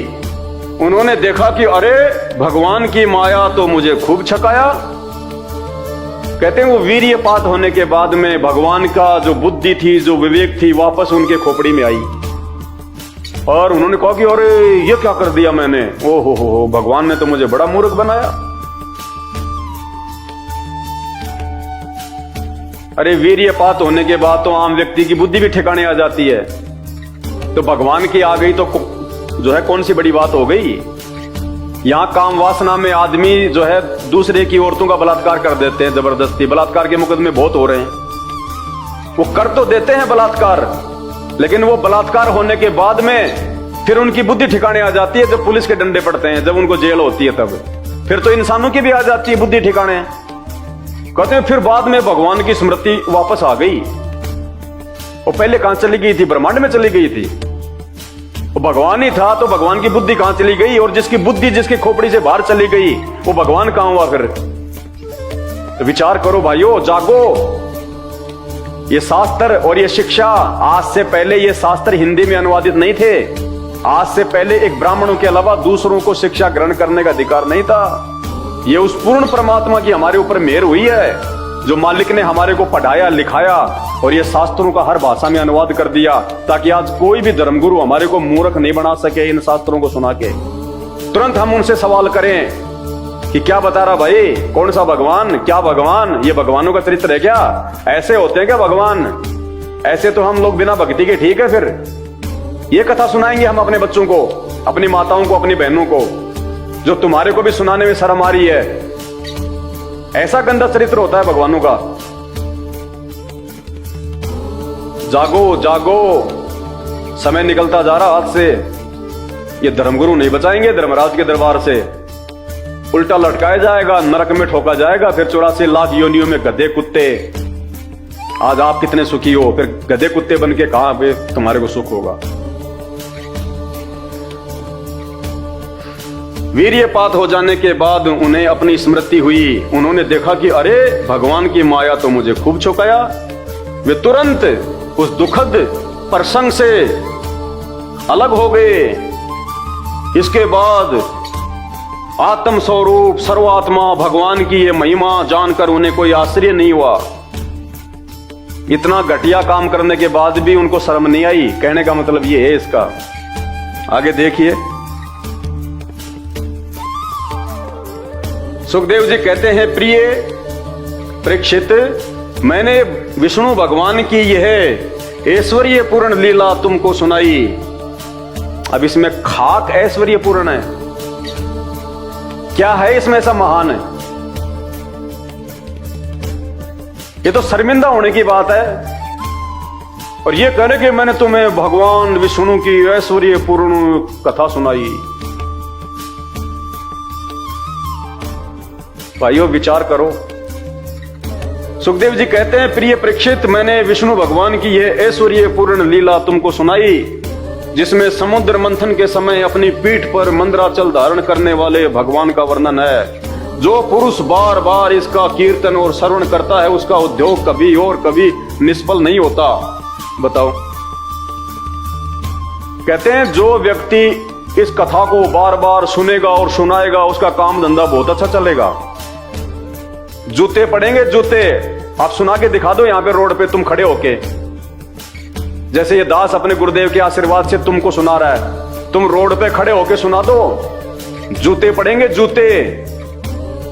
और अगर इस कथा के सुनने से और इसका कीर्तन करने से अगर काम धंधा बहुत अच्छा चले, तो ये पंडित क्या तुम्हारा काम धंधा अच्छा चलता हुआ देखना नहीं चाहते क्या? ये पंडित क्यों नहीं सुनाते तुम्हें ये कथा? जब इस कथा के सुनने और कहने से अगर अगर इतना लाभ है तो ये पंडित क्यों नहीं सुनाते तुम्हें कथा, ये ब्राह्मण क्यों नहीं सुनाते, ये कथावाचक क्यों नहीं सुनाते, ये शंकराचार्य क्यों नहीं सुनाते? क्योंकि उनको भी शर्म आती है जब ये सुनाते हैं तब। और कह रहे हैं ये कथा की सुनने से, ये कीर्तन करने से सारी इच्छाएं पूरी हो जाएंगी, उद्योग बहुत अच्छा चलेगा। ऐसे मूर्ख बनाया जा रहा है हमें, क्योंकि सुखदेव को फिर ऊपर कोई भगवान नजर नहीं आता। उसको भी पता था इन बातों का कि ऐसे जो है वो चरित्र वाला भगवान नहीं हो सकता, लेकिन सुखदेव को उनसे ऊपर दूसरे भगवानों की भी तो जानकारी नहीं। वो जानकारी संत रामपाल जी ने दी आज आके। एकमात्र संत रामपाल जी हैं जो ये कथा सुनाने के अधिकारी हैं, एक संत के रूप में, धर्म गुरु के रूप में। अरे जब द्वापर में कोई ये कथा कहने का अधिकारी नहीं था, सबने हाथ खड़े कर दिए, और आज ये ले लेके बड़े बड़े पंडाल लगा के माइक और ये कथा करते फिरते हैं। ये जीवन बर्बाद कर रहे हैं, समाज का जीवन बर्बाद। ये अधिकारी नहीं है, ये भी मरने के बाद में सूअर बनेंगे, ये गधे कुत्ते बनेंगे, 84 लाख योनियों में जाएंगे। ये विधान है परमात्मा का। सत भक्ति केवल संत रामपाल जी के पास है, आज पूरे विश्व में किसी के पास नहीं है। अगर समझ में आ जाए तो बहुत अच्छी बात है। जो पुरुष बार बार इसका कीर्तन और श्रवण करता है, उसका उद्योग कभी और कभी निष्फल नहीं होता। आगे 13वां अध्याय आ गया। तो भाई और बहनों, आप सबसे मेरी हाथ जोड़ के विनती है, ये मानव शरीर परमात्मा ने केवल भक्ति के लिए दिया है। मानव जन्म दुर्लभ है, ये मिले न बारंबार। जैसे पेड़ से पत्ता टूट जाए वापस नहीं लगता डाल। एक बार ये छूट गए ना, तो जैसे वो फल या पत्ता पेड़ से टूट के गिर जाता है, फिर वापस नहीं लगता, ये वापस नहीं मिलेगा। और ये जितने भी नकली धर्मगुरु हैं, ये कथावाचक हैं, ये हमारे मानव जीवन को बर्बाद करवा रहे हैं। ये इनको खुद को शास्त्रों का वास्तविक ज्ञान नहीं है, ना ये कथा करने के ये अधिकारी हैं, ना ये कोई मंत्र देने के अधिकारी हैं, ना इनका कोई चरित्र अच्छा है, ना इनके कोई विचार अच्छे हैं, ना इनकी भक्ति की कोई मर्यादा है, ना कोई नियम है। बस इनको दान दक्षिणा दिए जाओ, बाकी शराब पियो, बीड़ी पियो, मांस खाओ, तुम गुटखा खाओ, चोरी करो, जारी करो, तुम रिश्वत लो, जीव हत्या करो, इनको कोई मतलब नहीं है। समय रहते संत रामपाल जी के सत्संग सुनना शुरू कर दो। रोजाना शाम को 7:30 बजे साधना टीवी चैनल पे 7:30 बजे से 8:30 बजे तक 1 घंटे का सत्संग आता है। बाकी मोबाइल सबके हाथ में है, यूट्यूब पे जाके सर्च करो, सृष्टि रचना संत रामपाल जी भगवान। भाई और बहनों, आने वाला समय बड़ा विनाशक है, प्राकृतिक उथल पुथल का समय है। उस समय आपके ये नकली गुरु नहीं बचाएंगे आपको। जिन भगवानों की आप भक्ति कर रहे हो, जिनको भगवान मान के, ये आधे अधूरे भगवान आपको नहीं बचा पाएंगे। केवल संत रामपाल जी हैं जिनके मार्गदर्शन में आप अपने और अपने परिवार की रक्षा कर सकते हो। एक वर्तमान में धर्मगुरु कहलाने के अधिकारी, जगत गुरु कहलाने के अधिकारी केवल संत रामपाल जी हैं। इन संपूर्ण शास्त्रों का वास्तविक ज्ञान केवल वर्तमान में संत रामपाल जी को है। धरती पे दूसरा कोई पुरुष नहीं है कि डमी गॉड है, आधे अधूरे भगवान हैं। और ये जितने भी नकले संत, महात्मा, मंडलेश्वर, शंकराचार्य, धर्मगुरु हैं, ये आपको काल की भेंट चढ़ाने आए, काल की भेंट। समय रहते जाग जाओ। आने वाले समय में आपको और सच्चाई इन्हीं धर्म ग्रंथों से दिखाई जाएगी, जो सच्चाई संत रामपाल जी भगवान सन 1994 से लगातार दिखा रहे हैं। सिर्फ एक बार सत्संग सुनने की आवश्यकता है, निष्पक्ष होकर। जिस प्रकार आपने कभी पहली बार इन नकलियों के आपने सुने होंगे सत्संग, इनके प्रवचन कुछ भी नहीं है। जिसने संत रामपाल जी के प्रवचन सुन लिए निष्पक्ष होकर, धैर्य के साथ, और समझने का प्रयास किया कि वास्तव में इन धर्म ग्रंथों में क्या लिखा हुआ है और हम क्या साधना कर रहे हैं, हमसे किनको भगवान मनवा के पूजा करवाई जा रही है, और वास्तव में वो एक भगवान कौन है। सभी धर्मों की संत रामपाल जी ने पुस्तकें दिखा के उन धर्मों के अंदर फैले हुए पाखंड को उजागर किया है। चाहे हिंदू धर्म हो, चाहे मुसलमान धर्म हो, चाहे सिख हो, चाहे ईसाई हो, चाहे जैन हो, चाहे बौद्ध हो, सिर्फ YouTube पे जाके एक बार सत्संग सुनने की आवश्यकता है, वरना अंत में आपके पास में पछताने के अलावा दूसरा कोई चारा नहीं रहेगा। ये ब्रह्मा विष्णु महेश और ये 33 करोड़ देवी देवता, ये आधे अधूरे भगवान हैं, इसीलिए तो हर व्यक्ति इनका मजाक उड़ा देता है। एक वीडियो देखिएगा आप, जिसमें एक संत हैं, अपने आप को वो सनातनी कह रहे हैं, परिवाजक कह रहे हैं, संत का चोला धारण कर रखा है, शंकराचार्य जी की तरह भगवा धारण कर रखा है। और आजकल जो बागेश्वर नाम से कोई संत है, जो हनुमान जी का उपासक है, वो चैलेंज कर रहा है, आप ही का भाई सनातनी, वो चैलेंज कर रहा है कि मैं चैलेंज करता हूं बागेश्वर धाम के धीरेन्द्र शास्त्री को और उसके भगवान हनुमान को, अगर उनमें कोई पावर है तो मेरा सामना करो। वो कह रहा है कि वो पाखंड है सब, हनुमान जी के नाम पे जो भी कुछ वो कर रहा है वो पाखंड है सरासर, और हम पाखंड का समर्थन नहीं करते। और अंत में वो चैलेंज कर रहा है धीरेन्द्र शास्त्री और हनुमान को कि हनुमान अगर है, अगर कोई सिद्धि है तो आओ मेरे सामने, मैं उसको चैलेंज करता हूं। सुनिए वीडियो। पाखंडियों को छोड़ो, ये बाबा कहाँ से आ गया यहाँ? मैं एक परिव्राजक हूँ, मैं परिव्राजक हूँ, मैं पाखंडवाद का समर्थक नहीं हूँ। मैं कहता हूँ, अरे सुनो, मैं कहता हूँ यदि उसके हनुमान में इतनी दम है, बाबा बागेश्वर के हनुमान में इतनी, सुन लो मेरी बात, यदि उसके हनुमान में इतनी दम है तो इस देश के जितने वैश्यालय, जितने कत्ल खाने चल रहे, हनुमान जी जाएं और अपनी गधा से उनका चूरमा बनाएं। बोलो सही कि नहीं? बोलो सही कि नहीं? यदि हनुमान जी इस युग के सिद्ध देवता है, यदि हमको देवताओं के सहारे जीना है, देवताओं के सहारे जीना, तो हनुमान जी जाएं और सारे कत्ल खाने, वैश्यालय, सारे कत्ल खाने अपनी गदा से, अपनी मुष्टिका से उनका पाउडर बनाएं। जैसा उन्होंने लंका में जाके, जैसे लंका में घुस के सर्जिकल स्ट्राइक किया था, वैसे हनुमान जी आज भी सर्जिकल स्ट्राइक करके दिखाएं, तो हम बागेश्वर वाले हनुमान जी को और उनके उन चमचों को चैलेंज करते हैं। बोलो। काफी ज्ञानी लग रहे, कितना पढ़े लिखे हैं आप? अरे हमने पढ़ाई लिखाई तो 2.5 अक्षर प्रेम का, पोथी पढ़ पढ़ जगमुआ पंडित भयानक होए, और 2.5 अक्षर प्रेम का पढ़े सो पंडित होए। तो सुना आपने वीडियो, हनुमान जी को चैलेंज कर रहा है। क्यों चैलेंज कर रहा है? क्योंकि उनको पता है कि ऐसी कोई शक्ति व्यक्ति नहीं है, ये पूर्व जन्म की कोई सिद्धि है, कोई छोटी मोटी, धीरेन्द्र शास्त्री के पास में, जो वर्तमान में वो अपनी शक्ति को बर्बाद कर रहा है, वो खर्च कर रहा है, और अंत में जब उसकी वो शक्ति वो खत्म हो जाएगी लोगों में बांट बांट के, उसका क्या हाल होगा फिर। तो इनको भी पता है इन सब बातों का कि इन देव देवताओं के नाम पे केवल लोग ढोंग कर रहे हैं, पाखंड कर रहे हैं, लोग अपने धंधे को चमका रहे हैं। तभी तो इन्होंने हनुमान जी को भी चैलेंज कर दिया कि अगर हनुमान जी है तो आओ सामने, क्योंकि इनको सब पता है इन शास्त्रों में क्या लिखा हुआ है, ये कहां तक के भगवान है, कहां तक की इनकी पावर है। एक वीडियो आपको और दिखाते हैं। श्री नरेश चंद्र अग्रवाल जी हैं, राज्यसभा के सदस्य हैं।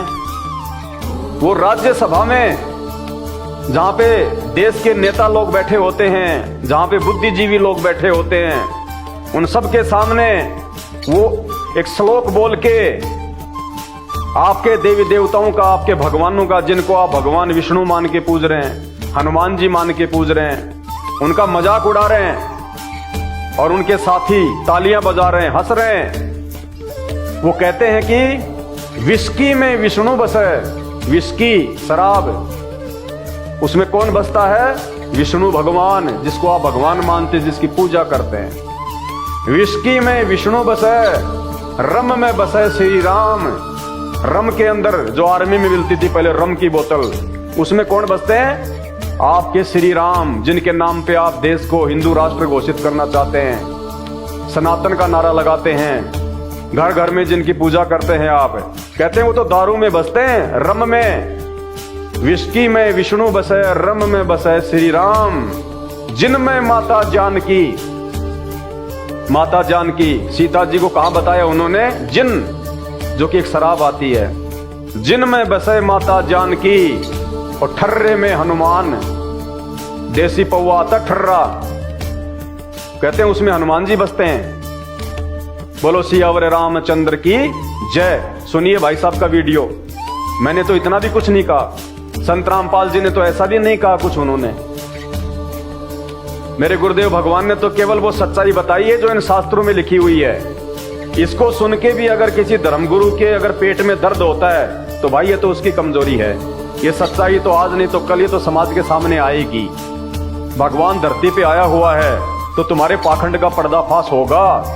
तुमने जो पूर्वजों को ये भूत पूजा करवा करवा के, ये भागवत सुना सुना के जो तुमने लोगों को भूत बनवा दिया, आज उनके श्राद्ध निकलवाते हो। फिर डबल कमाई, पहले तो भागवत के नाम पे कमाई, फिर मरने के बाद में श्राद्ध के नाम पे कमाई, कर्मकांड के नाम पे कमाई। अब इस पाखंड से पर्दा उठेगा हर धर्म का। धीरे धीरे दूसरे धर्मों में फैले हुए पाखंड का भी वीडियो बनेगा। हमारा मकसद केवल समाज को सत्यता से रूबरू करवाना है। आप जैसे कथावाचक पंडित मौलवी जो दुनिया को भ्रमित कर रहे हैं अपने धंधे के लिए, सबका पाखंड उजागर होगा। परमात्मा धरती पे है, अब तुम छुपने वाले नहीं हो। तुम्हारी दुकानें बहुत चल चुकी हैं, अब नहीं चलेंगी। तो सुनिए भाई साहब का वीडियो और उसके बाद विचार करना कि आपके भगवानों की समाज में कहां तक इज्जत है। विस्की में विष्णु बसे, रम में बसे श्री राम, और जिन में माता जानकी, और ठर्रे में हनुमान।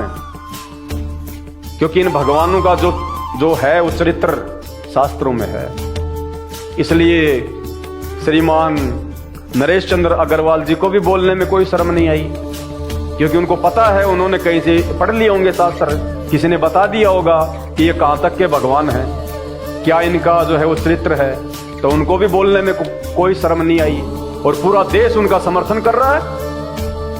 राज्यसभा में जितने भी लोग बैठे हुए हैं जो उनकी बातों पे तालियां बजा रहे हैं, हंस रहे हैं, तो उनका समर्थन कर रहे हैं।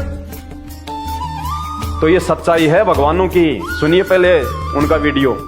विस्की में विष्णु बसे, विस्की में विष्णु बसे, रम में श्री राम, जिनमें माता जानकी, और ठर्रे में हनुमान, सियावर रामचंद्र की जय। जबकि मैंने तो अपने गुरुदेव भगवान के आशीर्वाद से आपको वो सच्चाई बताई है जिसको कोई झुठला नहीं सकता। इन भगवानों का जो चरित्र है वो इन्हीं शास्त्रों में लिखा हुआ है।